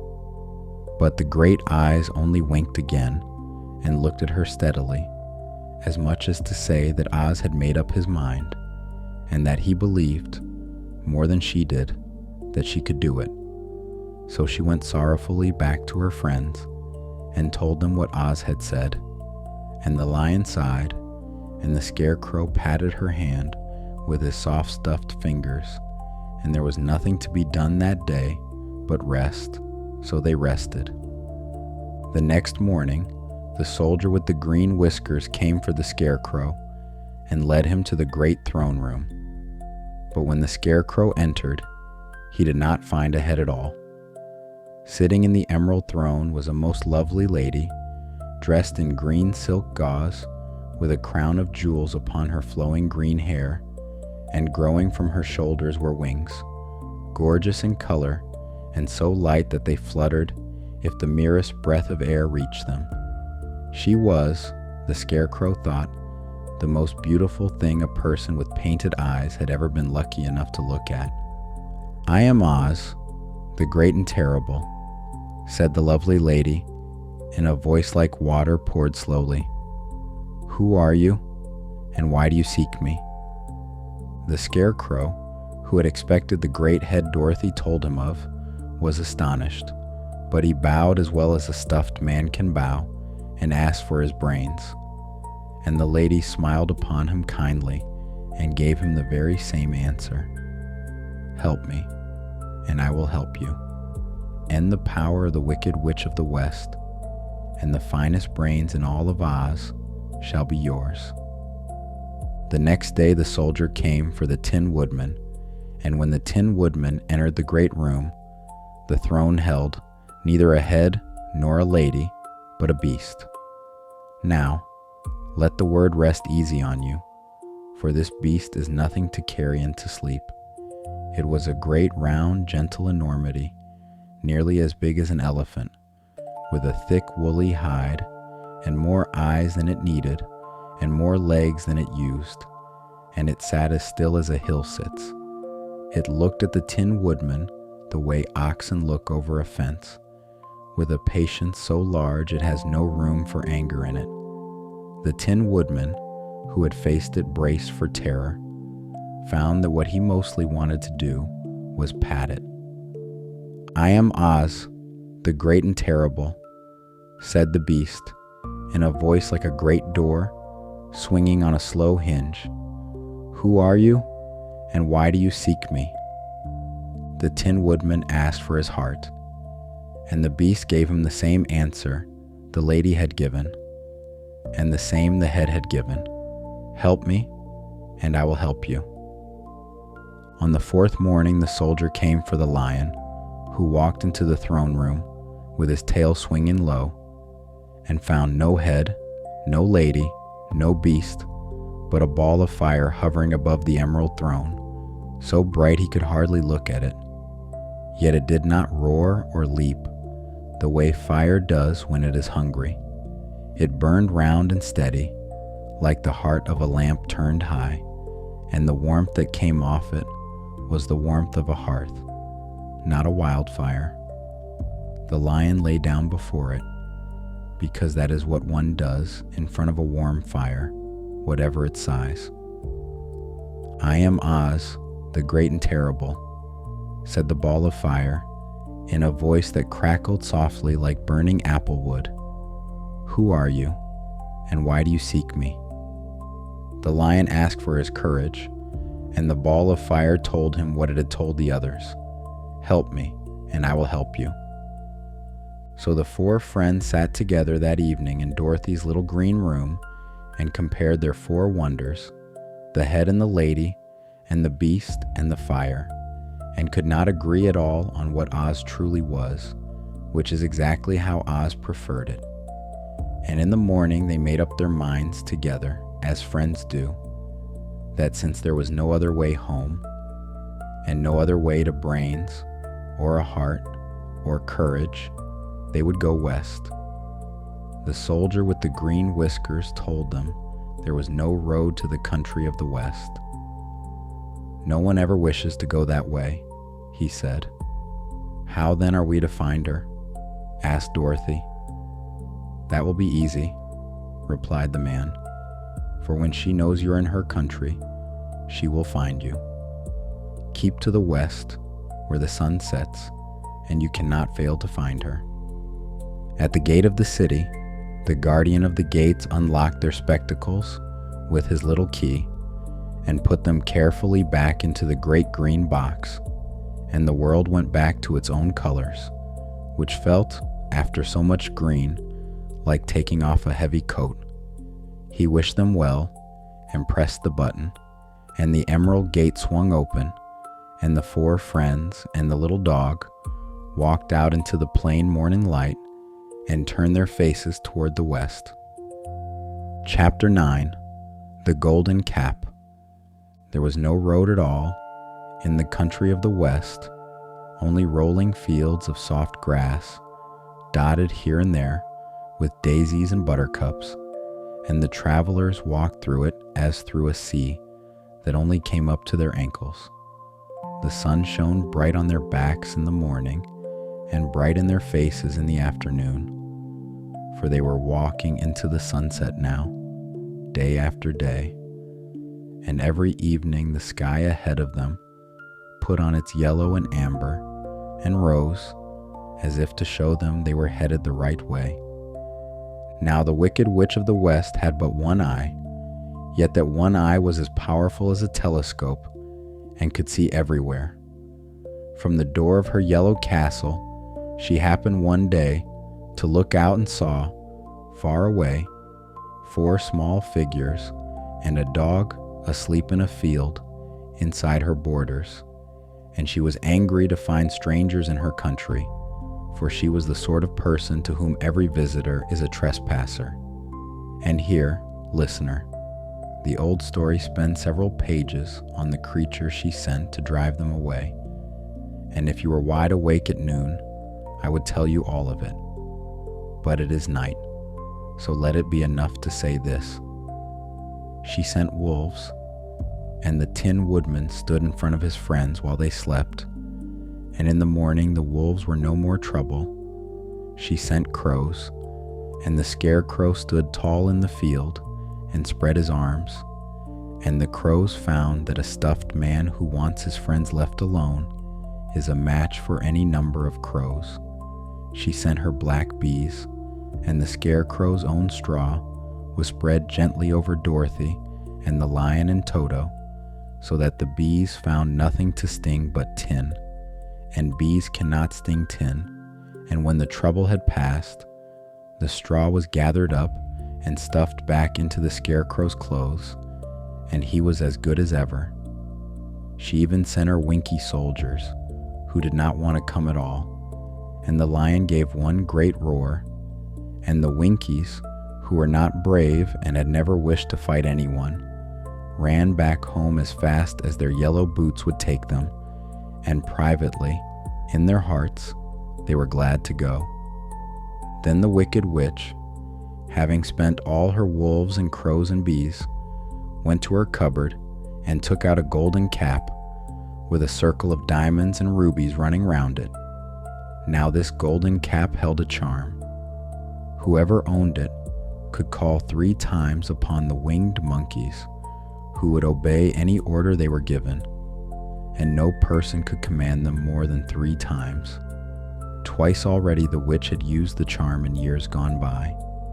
Once, long ago, to make the Winkies her servants and set herself over their yellow country, and once to drive the great Oz himself out of the land of the West, which is a thing worth remembering later in this story. This was the last calling she would ever have. She stood on one foot and said, "Epe, Pepe, Kake." She stood on the other foot and said, "Hilo, Holo, Hello." Then she stood on both feet and cried out, "Zizi, Zuzi, Zik." Now the charm began to work.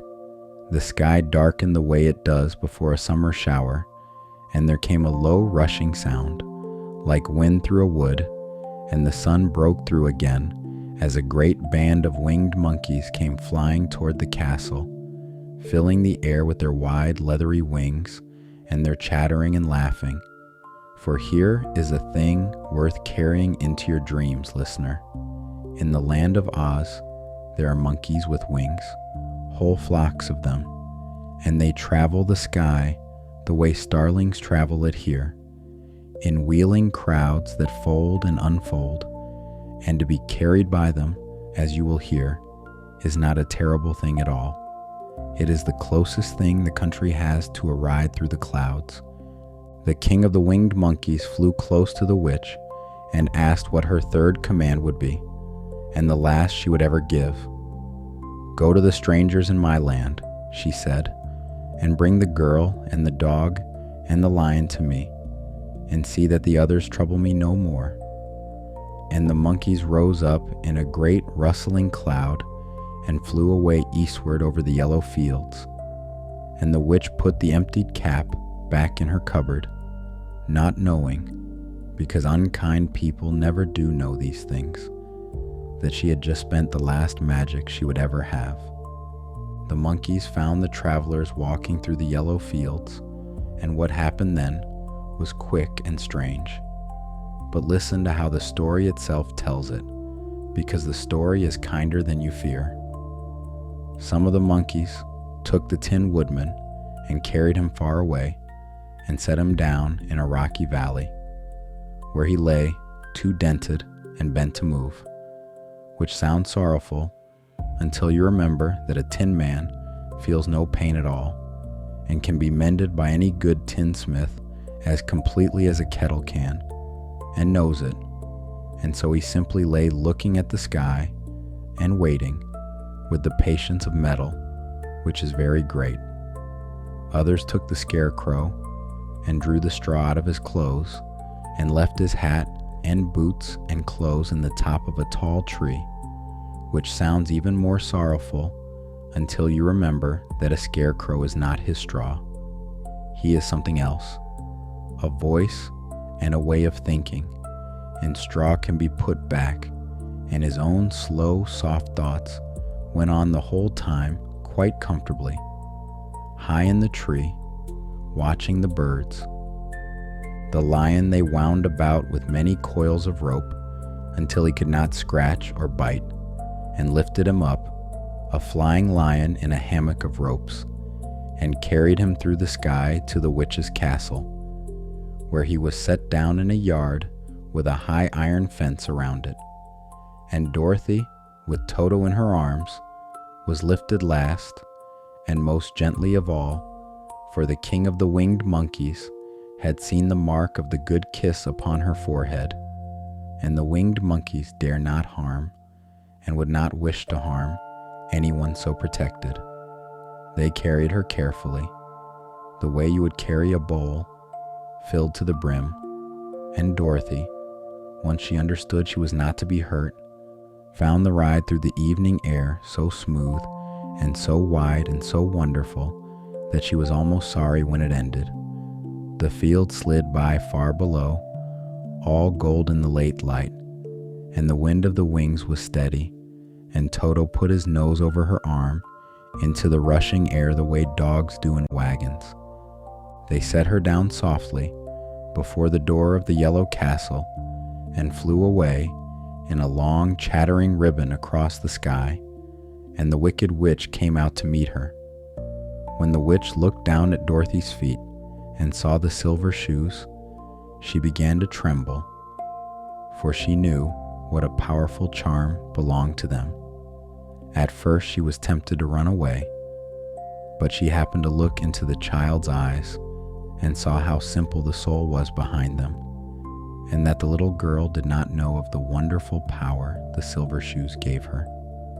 So the witch decided she was safe, and she said to Dorothy, harshly but with fear, hiding under the harshness the way a mouse hides under a floor, "Come with me and see that you mind everything I tell you." So Dorothy went to work in the castle of the witch, and this part of the story passes like the plain parts of any week. She carried wood and swept floors, and washed pots in the great yellow kitchen, and kept the fire fed, and the Winkies, who were servants there too, were kind to her in small quiet ways when the witch was not looking. A warmer roll, a fuller bowl, a kind word by the woodpile. The lion in his yard would not admit he was tamed, and roared very grandly whenever the witch came near, so she did not come near. And every night, when the castle slept, Dorothy carried him food from the cupboard, and they sat together by the iron fence, and talked of how they might get away, and found no plan, but found the talking itself a comfort, which is half of what plans are for. And all this while the witch thought only of the silver shoes. She wanted them for her own, for her power over her yellow country was old and thinning, and the shoes were worth more than everything else she had. But Dorothy wore them day in and day out, and took them off only at night and when she took her bath, and the witch was far too afraid of the dark to enter Dorothy's room at night. And here you may smile into your pillow, listener, for it is true, and it is written in the old book, plainly. That witch, who had frightened a whole country, was afraid of the dark, the same dark you are lying in so comfortably now. And her dread of water was greater still. She never touched it. She would not so much as walk out into a rain. Remember the water, listener. The story is almost ready to use it. At last, the witch thought of a trick. She placed a bar of iron in the middle of the kitchen floor, and by her arts made it invisible, so that Dorothy, walking across the room with her arms full of kindling, caught her foot on nothing at all and tumbled, and one of the silver shoes came off, and before she could reach it, the witch had snatched it up and put it on her own skinny foot. "Give me back my shoe," said Dorothy, getting up. "I will not," retorted the witch, "for it is my shoe now, and not yours." and she laughed at the girl, a dry little laugh like a gate creaking, and told her that one day she would take the other one as well. Now Dorothy was so angry, in the plain honest way that children are angry at unfairness, that she picked up the bucket of water that stood near the door, the one she used for scrubbing, and dashed it over the witch, wetting her from head to foot. And the wicked witch of the West, who had never in all her long unkind life let water touch her, went soft at the edges and sank down and away, quietly and completely, like a spoonful of brown sugar in warm rain, until there was nothing left on the clean kitchen floor but the silver shoe and a puddle and the quiet. That was all. That is truly all, listener, for that is how the old book tells it. No thunder came, and nothing burned, and nobody was hurt, least of all Dorothy, who stood a moment in the still kitchen, and then picked up the shoe, and wiped it dry, and put it on. And the silence that filled the yellow castle then was not an empty silence, but a resting one. The silence of a house after a long argument has finally ended. The silence of a kettle taken off the boil. The spell over the West was done. The errand, which had seemed too large for a small meek girl, had come down in the end to a tripped foot, a lost temper, and a bucket of wash water, which is often the way with large errands. Dorothy went out to the yard and unlocked the gate and told the lion the news, and then she and the lion together called the Winkies and told them that they were free. There was great rejoicing among the yellow people that day, but it was rejoicing of the gentlest kind, for the Winkies are a soft-spoken folk. They did not shout. They lit lamps in every window of the castle, so that the whole yellow country could see the good news shining. They set the long tables and brought out the best of everything, and there was singing, but low singing, the kind that is half humming, and neighbors sat close together, and children fell asleep in laps before the meal was half done, and nobody moved them. And ever after, the Winkies kept that day as a holiday, and it was always the quietest and happiest day of their year. Then Dorothy asked the Winkies if they would help rescue her friends, and the Winkies said they would do anything in the world for her, so she chose a band of the cleverest, and they went out together. They walked that day and part of the next until they came to the rocky valley where the Tin Woodman lay, all battered and bent, his axe rusted beside him. The Winkies lifted him tenderly in their arms and carried him back to the yellow castle, where the most skillful tinsmiths in all the West, and there are no better tinsmiths anywhere, worked for 3 days and 4 nights, hammering and twisting and bending and soldering and polishing, until the Tin Woodman was straight and whole again, and shone like new, and if here and there a patch showed on him, he did not mind at all, for a mended thing is a loved thing, and he had never in his life been so fussed over. Then they went to the tall tree where the Scarecrow's clothes hung, and the Tin Woodman, whose axe the Winky Smiths had made bright and keen again with a handle of gold, chopped down the tree so gently that the clothes floated to the grass, and the Winkies stuffed them with clean fresh straw, and there stood the Scarecrow, as good as ever, thanking everybody twice around, and privately pleased, you could tell, with the excellent quality of the new straw. And when they were all gathered in the castle once more, resting and mending, and eating and being glad, Dorothy went to the cupboard to fetch fruit for supper, and found there, sitting quietly on a shelf, the golden cap. She tried it on, just because it was pretty, and it fitted her exactly, and though she knew nothing yet of its charm, she kept it and wore it, and the story smiled to itself, for the story knew what the cap was for. Chapter 10. The Man Behind the Screen. When the friends were rested and mended and ready to travel, the Winkies begged the Tin Woodman to stay and rule over them, for they had grown to love him dearly. And there is something about a man who has been mended by a whole village that makes the village feel he belongs to them. He promised that one day, when Dorothy was safely home, he would come back to the Yellow Country, and the Winkies gave each of the travelers a gift, and to Toto a golden collar, and stood in their doorways to watch them go, waving in their quiet way until the travelers were small in the distance.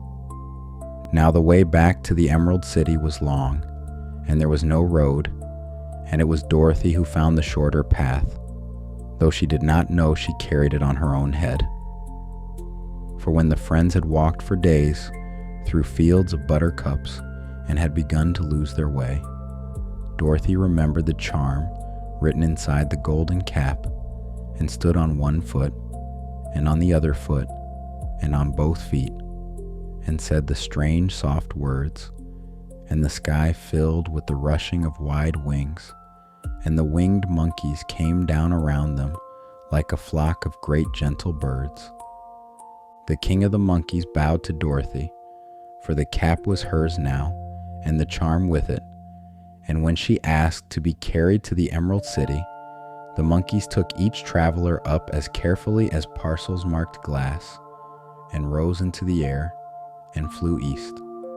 And as they flew, the king told Dorothy the story of his people, how they had once, long ago, been a careless laughing folk who dropped a fine young man named Quilala into a river on his wedding day, silks and velvet and all, and so played one joke too many on his bride, the powerful Princess Scarlet, and how they were bound ever after to obey the owner of her golden cap, 3 commands to each owner, until the cap should someday set them free.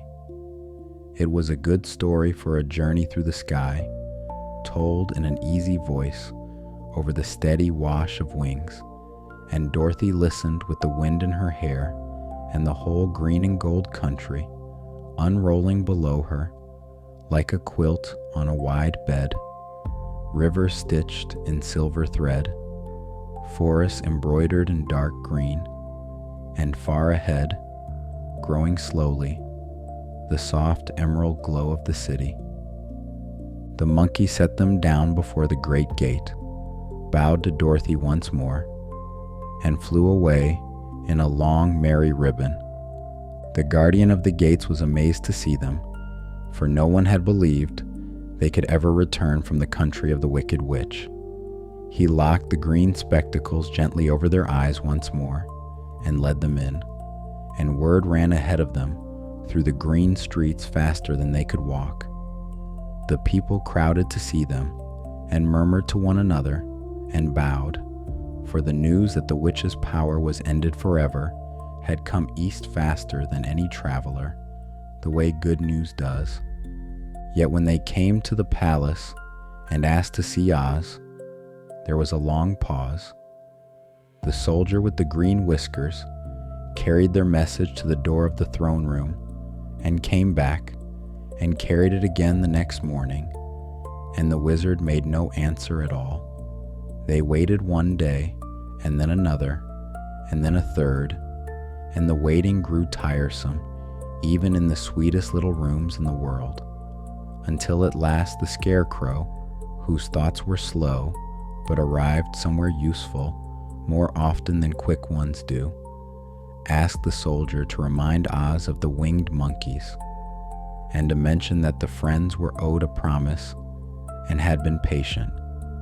And very promptly after that, word came back that they might all 4 come to the throne room together in the morning.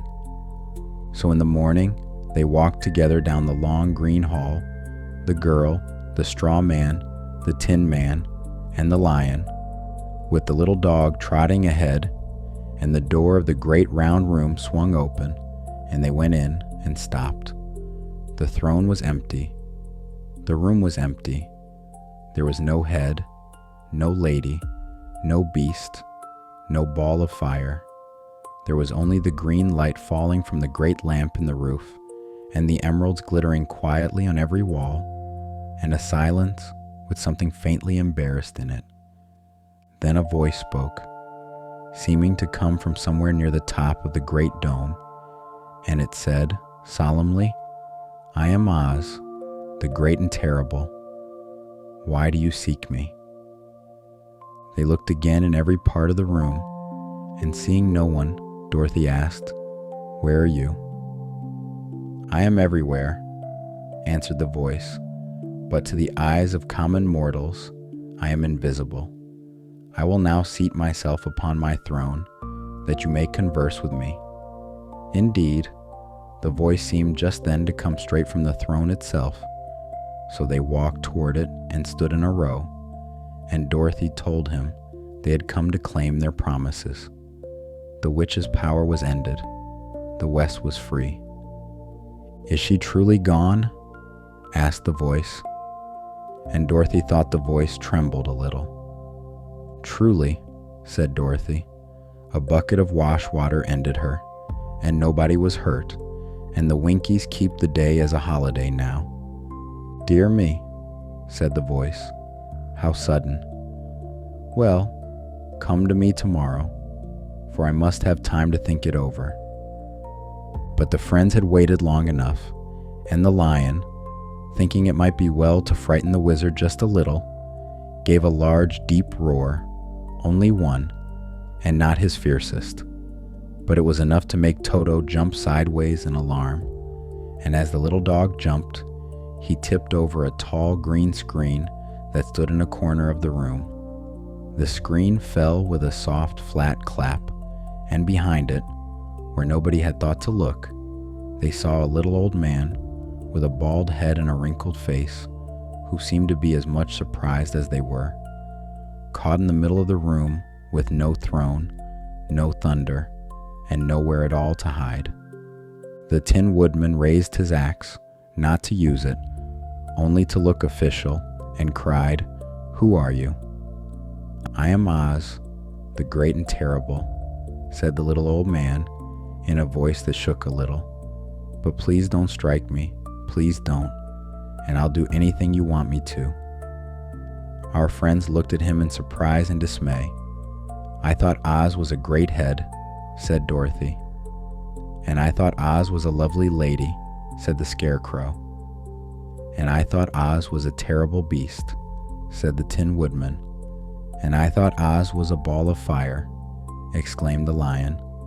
"No, you are all wrong," said the little man meekly. "I have been making believe." "Making believe?" cried Dorothy. "Are you not a great wizard?" "Hush, my dear," he said. "Don't speak so loud, or you will be overheard, and I should be ruined.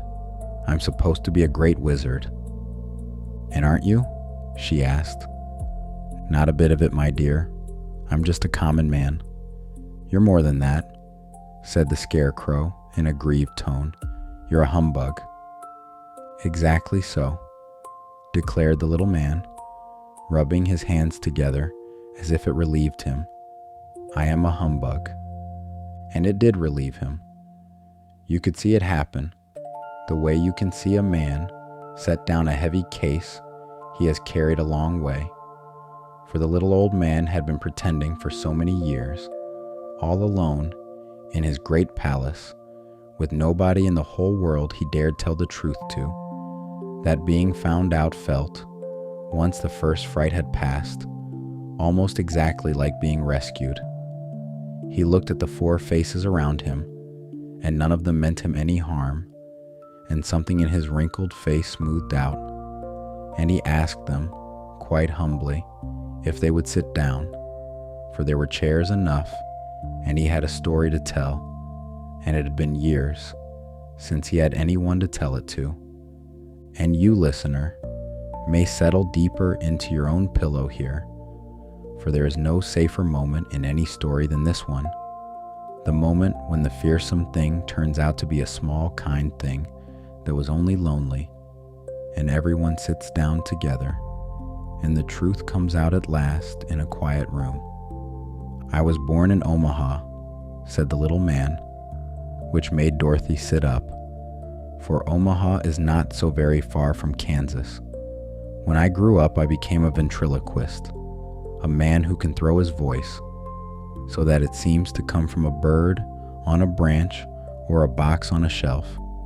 And later, I went up in a balloon for a circus to draw a crowd on fair days. And one day, the ropes of my balloon got twisted, and I could not come down again, and the wind carried me for a day and a night over strange country and set me down at last, gently enough, in the middle of this beautiful land. The people here saw me come down out of the clouds and thought I must be a great wizard, and I let them think so," he admitted, "because they were not afraid of me, and they promised to do anything I wished. So to amuse them and to keep the good people busy, I ordered them to build this city and my palace, and they built them gladly and well. And because the country was so green and lovely, I called it the Emerald City, and to make the name fit even better, I put green spectacles on all the people, so that everything they saw was green." "But isn't everything here green?" asked Dorothy. "No more than in any other city," replied Oz, "but my people have worn green glasses on their eyes so long that most of them think it really is an Emerald City. It is a beautiful place all the same," he added, and that part needed no pretending. Then he showed them, because there was no reason left to hide anything, how his wonders had been made. And this was the best part of the evening, for a good trick explained by a friendly man is a finer entertainment than any real magic. The great head was made of many thicknesses of paper, with a face painted carefully upon it, and he had stood behind his screen and pulled fine threads to make the eyes move and the mouth open, and thrown his voice into it so that the head seemed to speak. The lovely lady was the little man himself, in a mask and a gown of green silk, with the beautiful wings pinned on.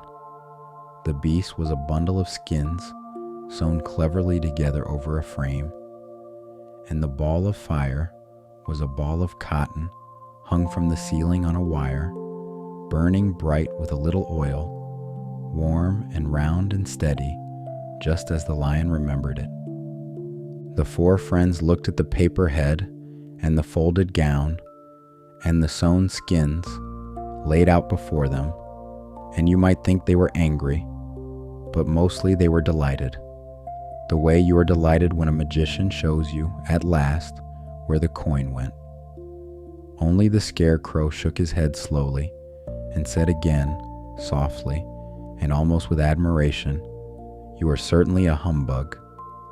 "I am," said the little man, "but do not tell the others. And how can I ever repay you when I have no magic at all?" "You promised us things," said Dorothy, not unkindly, but firmly, for promises were promises in Kansas. The little man was quiet a moment. Then he said, "I have been a make-believe wizard for many years, and if there is one thing such a man learns, it is what people are really asking for when they ask. Come back tomorrow, one at a time, and I think, humbug though I am, I may be able to keep 3 of my 4 promises after all." So the next morning, the Scarecrow went in first, and Oz unfastened the Scarecrow's head and emptied out the old straw, and filled it instead with a measure of bran, mixed all through with a great many pins and needles, and fastened it on again, and told him that from this day he had fine new brains and would be sharp indeed. And the Scarecrow came out to his friends, glowing with pride and happiness, and thought so hard all morning that you could almost hear it. And whatever a wise doctor might say about bran and pins, this much was plainly true. The Scarecrow believed in his brains now, and belief was the only part that had ever been missing. Then the Tin Woodman went in, and Oz cut a small square hole very neatly in the left side of his tin breast and placed inside it a pretty heart made of silk and stuffed with sawdust, and soldered the patch back so smoothly that it hardly showed. "Is it a kind heart?" asked the Tin Woodman anxiously. "Oh, a very kind heart," said Oz, and it was, for the kindness, like the brains, had been living in its owner all along, waiting only for permission. Then the lion went in, and Oz took from his cupboard a square green bottle and poured its contents into a green gold dish, and the lion drank it down and felt it go warm all through him, and Oz told him he was now full to the brim of courage. And the lion walked out with his head high and his tail swinging like a bell rope, and never trembled again at anything the whole rest of his days. Or if he did, he no longer minded the trembling, which is what courage actually is. But when Dorothy came in, the little man could only sit down and sigh, for there was no bottle and no stuffing that could carry a girl across the wide desert to Kansas. And yet he wanted to keep this promise most of all. So he thought for 3 days, and on the 3rd day he called her in and said, "I came to this country in a balloon, and I begin to think the only way out of it is the same way. We will make a balloon, you and I will go with you, for I am tired of being a humbug shut up in a palace, and Omaha and Kansas are nearly neighbors." So for days the palace was filled with the pleasant sound of scissors and needles. Great strips of green silk were cut and sewn together, and Dorothy sewed her share, and the silk was painted over with a thin coat of glue to hold the air in. And at last there was a proper balloon, more than 20 feet across, with a big clothes basket tied beneath it by many ropes. Oz had it carried out before the palace, and the people gathered in their thousands, for word had gone out that the great wizard was going to visit a brother wizard who lived in the sky, and the people of the Emerald City would not have missed it for anything. The balloon was held over a fire so that the hot air filled the silk, and it swelled and rose and tugged at its ropes like a large patient animal that would rather be walking. Oz climbed into the basket and spoke to the people and told them that while he was away, the Scarecrow, with his fine new brains, would rule the city in his place, and the people were well pleased, for they liked the Scarecrow. "Come, Dorothy," cried the wizard. "Hurry up, or the balloon will fly away." But Toto, at just that moment, had trotted off into the crowd after a kitten, as dogs will at the worst of all possible moments, and Dorothy would not leave without him. By the time she had caught him up in her arms and run back, the ropes had grown too eager. They cracked one after another, softly, like knuckles, and the balloon rose into the air without her. "Come back," she called. "I want to go too." "I can't come back, my dear," called Oz from the basket, leaning over the edge and growing smaller as he spoke. "Goodbye." "Goodbye," shouted everyone, and every eye turned upward, and every green hat came off, and the balloon drifted up and up into the evening, growing smaller and rounder and quieter, until it was only a gentle dot against the first stars, and then it was gone. And that was the last any of them ever saw of Oz, the wonderful wizard, though he may very well have reached Omaha and be living there quietly to this day, an ordinary little old man in an ordinary street, which was, after all, everything he had wanted. The people of the Emerald City remembered him fondly ever after, and said to one another, "Oz was always our friend. When he was here, he built for us this beautiful Emerald City, and now he is gone, he has left the wise Scarecrow to rule over us." And that night, the city slept peacefully under its green lamps, and only Dorothy lay awake a little while, wondering how she would ever get home now, with the wizard flown and the desert as wide as ever. But even she slept at last, for the palace was warm and the bed was soft, and tomorrow, as Aunt Em used to say, always knows things that tonight does not. Chapter 11. The China Country and Glinda the Good. It was the soldier with the green whiskers who thought of the answer in the end. Glinda, he said, the good witch of the south. She is the most powerful of all the witches and the kindest, and her castle stands on the southern edge of the land. If anyone can tell you how to cross the desert, it is Glinda. So the friends decided to go south together, all of them, for the Scarecrow said the city could rule itself a while longer, and the Tin Woodman polished his axe, and the Lion stretched, and Toto wagged, and in the morning they set out through the southern gate, and the people of the Emerald City waved them away from the walls. The country to the south was green and full of flowers, and the first day of walking was as easy as walking in a story should be. They passed fields and fences and little brooks, and slept that night on the grass with nothing over them but the stars, and the stars were enough. On the second day, they came to a thick wood, and the trees at the edge of it were unwilling at first to let them pass, bending their branches down against the travelers. But the Tin Woodman spoke to the first tree politely and firmly, and showed it his bright axe, and after that the whole wood let them through, cool and pleasant, all the way to its southern side. And there the travelers found something none of them had ever heard of in all their travels.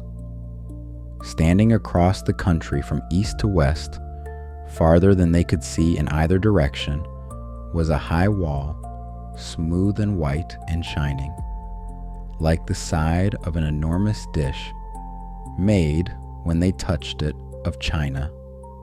Real china, the kind teacups are made of, cool and glassy under the hand.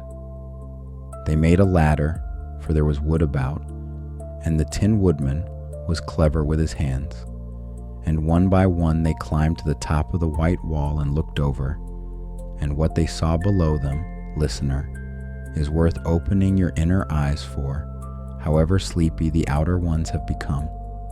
Spread out beneath the wall was a country with a floor as smooth and shining and white as the bottom of a big platter. Scattered around were many houses made entirely of china and painted in the brightest colors, houses no taller than Dorothy's waist. There were little china barns with china fences around them, and china cows and china sheep and china horses and china pigs standing about in groups no bigger than kittens. And the people, the milkmaids and shepherdesses, in their bodices of rose and gold, the princesses in silver and blue, the shepherds in striped knee breeches with golden buckles on their shoes, were every one of them made of china, glazed and gleaming, and none of them taller than Dorothy's knee. It was, in the plainest words, a whole country, from the top shelf of a grandmother's cabinet, alive and going about its mourning. The friends climbed carefully down inside and set their feet on the smooth white floor as gently as they could, for in such a country the first law, and the kindest, is simply this: walk carefully. Everything here can break, so nothing here must be hurried. And is that not, listener, a fine law for this hour of the night? Walk carefully. Nothing must be hurried. Say it once inside yourself, and let your shoulders come down from wherever they have been hanging. They crossed the China country slowly and with great care, stepping around the little farms and over the little fences, and mostly all went well. Once a China cow, startled by Toto, kicked over her own china milking stool, and the little china milkmaid scolded them crossly, for in that country, even a chipped elbow must go to the mender's shop, and the friends were very sorry, and walked more carefully than ever after that. Further on, Dorothy met a beautifully dressed young princess, all white and gold and rose, who ran from them at first, and when Dorothy called out to her not to be afraid, the china princess stopped at a safe distance and explained, in a voice like the ringing of a tiny bell, that if she ran and fell, she might break herself. "And we can be mended here," she said, "but one is never quite so pretty after mending, you know." Dorothy said she thought the princess would be lovely, even with a mended arm, which pleased the princess, but did not persuade her to come nearer. There was also a funny little clown there, called the Joker, all patched and cracked from head to heel, for he was always trying somersaults, and he seemed perfectly content with every crack, and stood on his head to prove it, and the princess sighed at him, the way one sighs at a brother. Dorothy asked the princess whether she might carry her back to Kansas and stand her on Aunt Em's mantel shelf, for she had never in her life seen anything so pretty. But the princess shook her little glazed head. "Here, in our own country, we can talk and move about as we please," she said. "But whenever any of us are taken away, our joints at once stiffen, and we can only stand straight and look pretty. Of course, that is all that is expected of us when we are on mantel shelves and cabinets and drawing room tables, but our lives are much pleasanter here in our own country." And Dorothy said she would not make the princess unhappy for all the world, and wished her goodbye and walked on. But she thought about it a long while afterward, and so may you, listener, the next time you see a china shepherdess standing very straight and quiet on somebody's shelf. Perhaps she is only being polite. Perhaps at home, in her own far country, she runs. At the far side of the china country, the travelers climbed the second white wall, helped one another down the other side, and found themselves at the edge of an old forest, deeper and older than any they had passed, where the trees wore long beards of moss, and the light came down in green coins through the leaves. It was a quiet forest, and a kind one.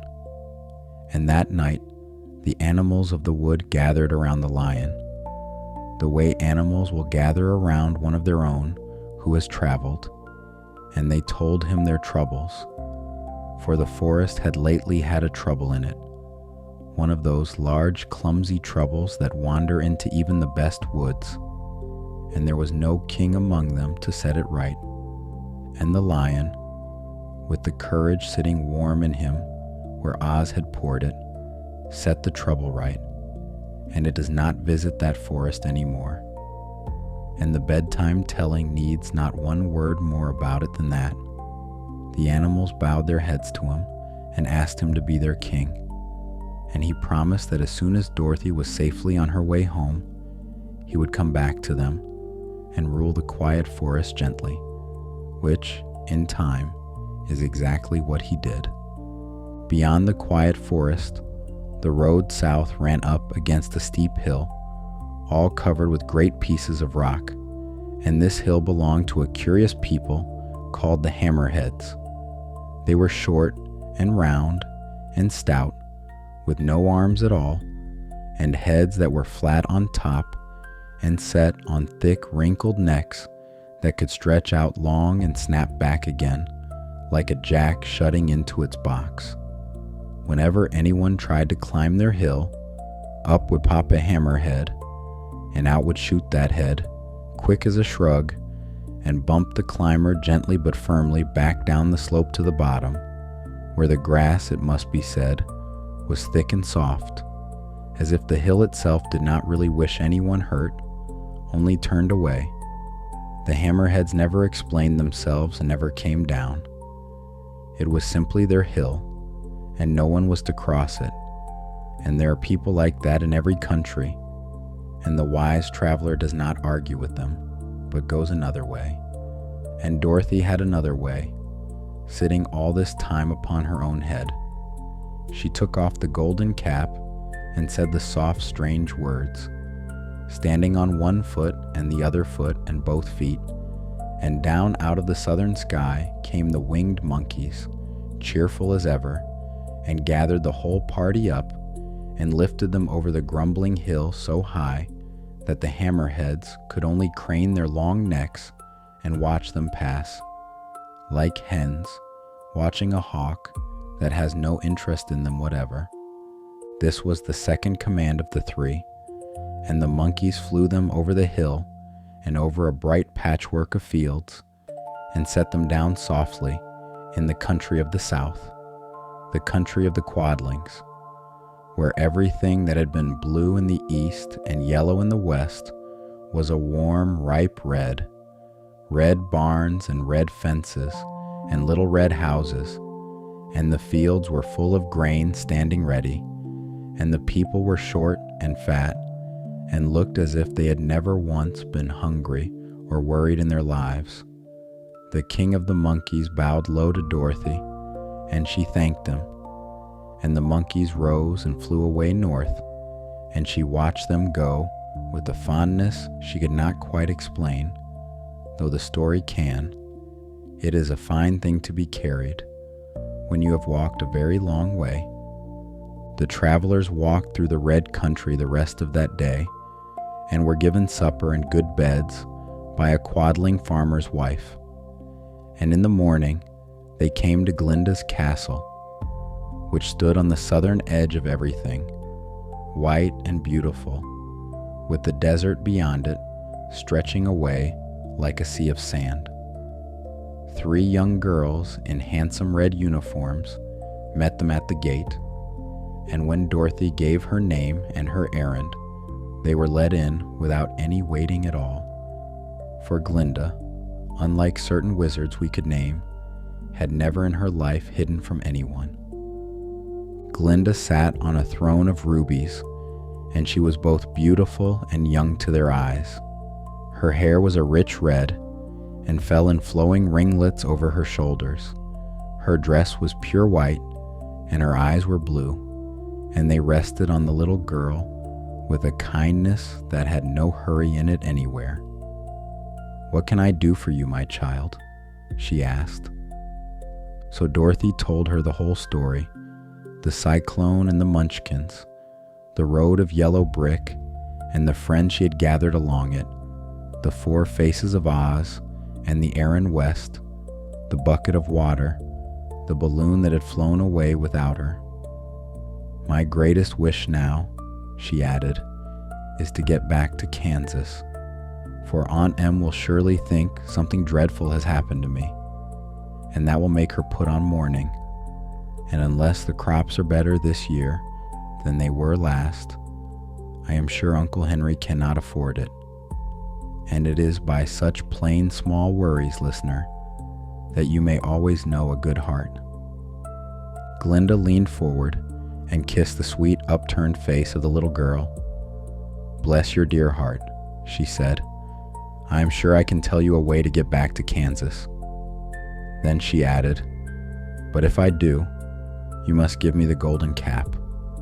"Willingly," exclaimed Dorothy, "for indeed it is of no use to me now, and when you have it, you may command the winged monkeys 3 times. And she gave the cap over gladly, and Glinda smiled at what she meant to do with it. For Glinda used the commands of the cap the way such things are meant to be used, all in gifts. With the first, she said, "I shall command the winged monkeys to carry the Scarecrow back to the Emerald City, that he may rule his people there, for a city that has a wise ruler who was once stuffed by a farmer will never grow too proud. With the second, they shall carry the Tin Woodman safely to the country of the West, where the Winkies wait to make him their ruler, and where the tinsmiths who love him can keep him polished all his days. And with the third, they shall carry the lion to the old forest, where the beasts have already named him king.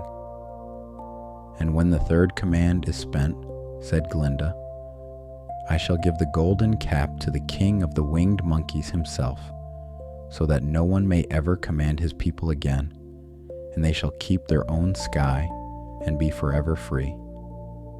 And somewhere far to the north, that very evening, a whole flock of monkeys turned somersaults in the air for no reason the farmers below could see. But you have told us nothing yet for Dorothy, said the Scarecrow anxiously. The silver shoes, said Glinda, gently, as if it were the simplest lesson in the oldest book, will carry you over the desert. If you had known their power, you could have gone back to your Aunt Em the very first day you came to this country. But then I should not have had my wonderful brains, cried the Scarecrow. Nor I my lovely heart, said the Tin Woodman. Nor I my courage, said the Lion. And Dorothy said she was glad of it too, glad of every mile of the yellow road, and that now that each of them had what he most desired, she thought she should like to go back to Kansas. The silver shoes, said Glinda, have wonderful powers, and one of the most curious things about them is that they can carry you to any place in the world in 3 steps, and each step will be made in the wink of an eye. All you have to do is knock the heels together 3 times and command the shoes to carry you wherever you wish to go. Then Dorothy hugged them, each in turn, and it was the kind of goodbye that is allowed to take as long as it needs. She hugged the soft stuffed body of the Scarecrow and kissed the Tin Woodman, who cried a little in spite of the danger to his joints, so that Dorothy dried his tears with her apron one last time, and she wrapped her arms deep in the warm mane of the lion, and Toto licked everyone impartially, and nobody said anything for a while, because the best friends never need to, and the ruby room was quiet, and the quiet was full. Chapter 12. Goodnight, and the lamp at the edge of morning. Dorothy took Toto up solemnly in her arms, and having said one last goodbye, she clapped the heels of her shoes together 3 times, saying, "Take me home to Aunt Em." Instantly, she was whirling through the air, so swiftly that all she could see or feel was the wind whistling past her ears, soft and enormous, like the inside of a seashell. The silver shoes took but 3 steps, and each step was gentler than the last, and if you are wondering whether she was afraid, she was not, for the shoes had been hers a long while now, and they had never once been unkind. She rolled over upon the grass several times before she stopped, and sat up, and looked about her. "Good gracious," she cried, for she was sitting on the broad Kansas prairie, in the deep gold light of late afternoon, and just before her was the new farmhouse Uncle Henry had built after the cyclone carried away the old one, with a new porch and a rain barrel at the corner and washing on the line. Uncle Henry was milking the cows in the barnyard, and the sound of the milk in the pail came across the yard, steady and small. Toto jumped out of her arms and ran toward the barn, barking joyously with his whole body. Dorothy stood up and found she was in her stocking feet, for the silver shoes had fallen off in her flight through the air, and were lost forever in the desert, where perhaps they are lying to this day, filling slowly with the quietest sand in the world, and it does not matter at all, for they had done the only errand that was ever truly asked of them. Aunt Em had just come out of the house to water the cabbages, and she looked up and saw the girl running toward her. "My darling child," she cried, folding her in her arms and covering her face with kisses. "Where in the world did you come from?" "From the land of Oz," said Dorothy gravely, "and here is Toto too. And oh, Aunt Em, I'm so glad to be at home again. And that is the whole of the ending, exactly as the old book gives it, and notice, listener, what the old book knew. It does not end with the wizard, or the witches, or the wonderful city. It ends with a woman who thought she had lost a child, holding that child in a cabbage patch in the plain gold light, saying her name. That is what all the roads of yellow brick are for. In every story there is. They lead the long way round to the back door of home. That evening, there was supper in the new farmhouse. There was bread, and there was butter, and there was milk still warm from the pail. Dorothy told a little of where she had been, and Aunt Em said, "Mercy." And Uncle Henry said nothing, but he put another slice of bread on Dorothy's plate, which in Kansas is a long speech. Afterward, the dishes were washed, and the lamp was lit in the kitchen window, and the prairie outside went from gold to gray. But look at the gray now, listener. It is not the tired gray from the beginning of our story. It is the gray of a clean slate, of rain that is coming when the fields want it, of a dove's wing. Dorothy stood at the window a moment and looked at it, and found she loved it, every flat, quiet mile of it, all the way to where it met the first stars. Then she went up to bed, in a room that smelled of new wood, with Toto already a warm circle at the foot of the quilt. Below her the house ticked and settled. Outside, the wind came over 1,000 miles of grass, with nothing to knock over and nothing to carry away, and it made the one sound it makes, the oldest hushing sound there is, and she slept. No cyclone in it, no witches anywhere in the world outside the window, so far as Kansas knows. Only the deep prairie dark and the small lamp burning low downstairs, the way a lamp burns at the edge of morning, keeping watch over a sleeping house until the sun takes over the job. And far away, at the edge of the world, in the quiet room where all of this was told, a girl in silver shoes has walked all the way home, and the page has come to its end. The storyteller closes the book, but slowly, the way a door is closed on a sleeping house. The lamp is turned low. Whatever became of them after, they are safe now, and so are you. The lantern will be lit again. There are more tales in the old book than there are nights in a year. Good night.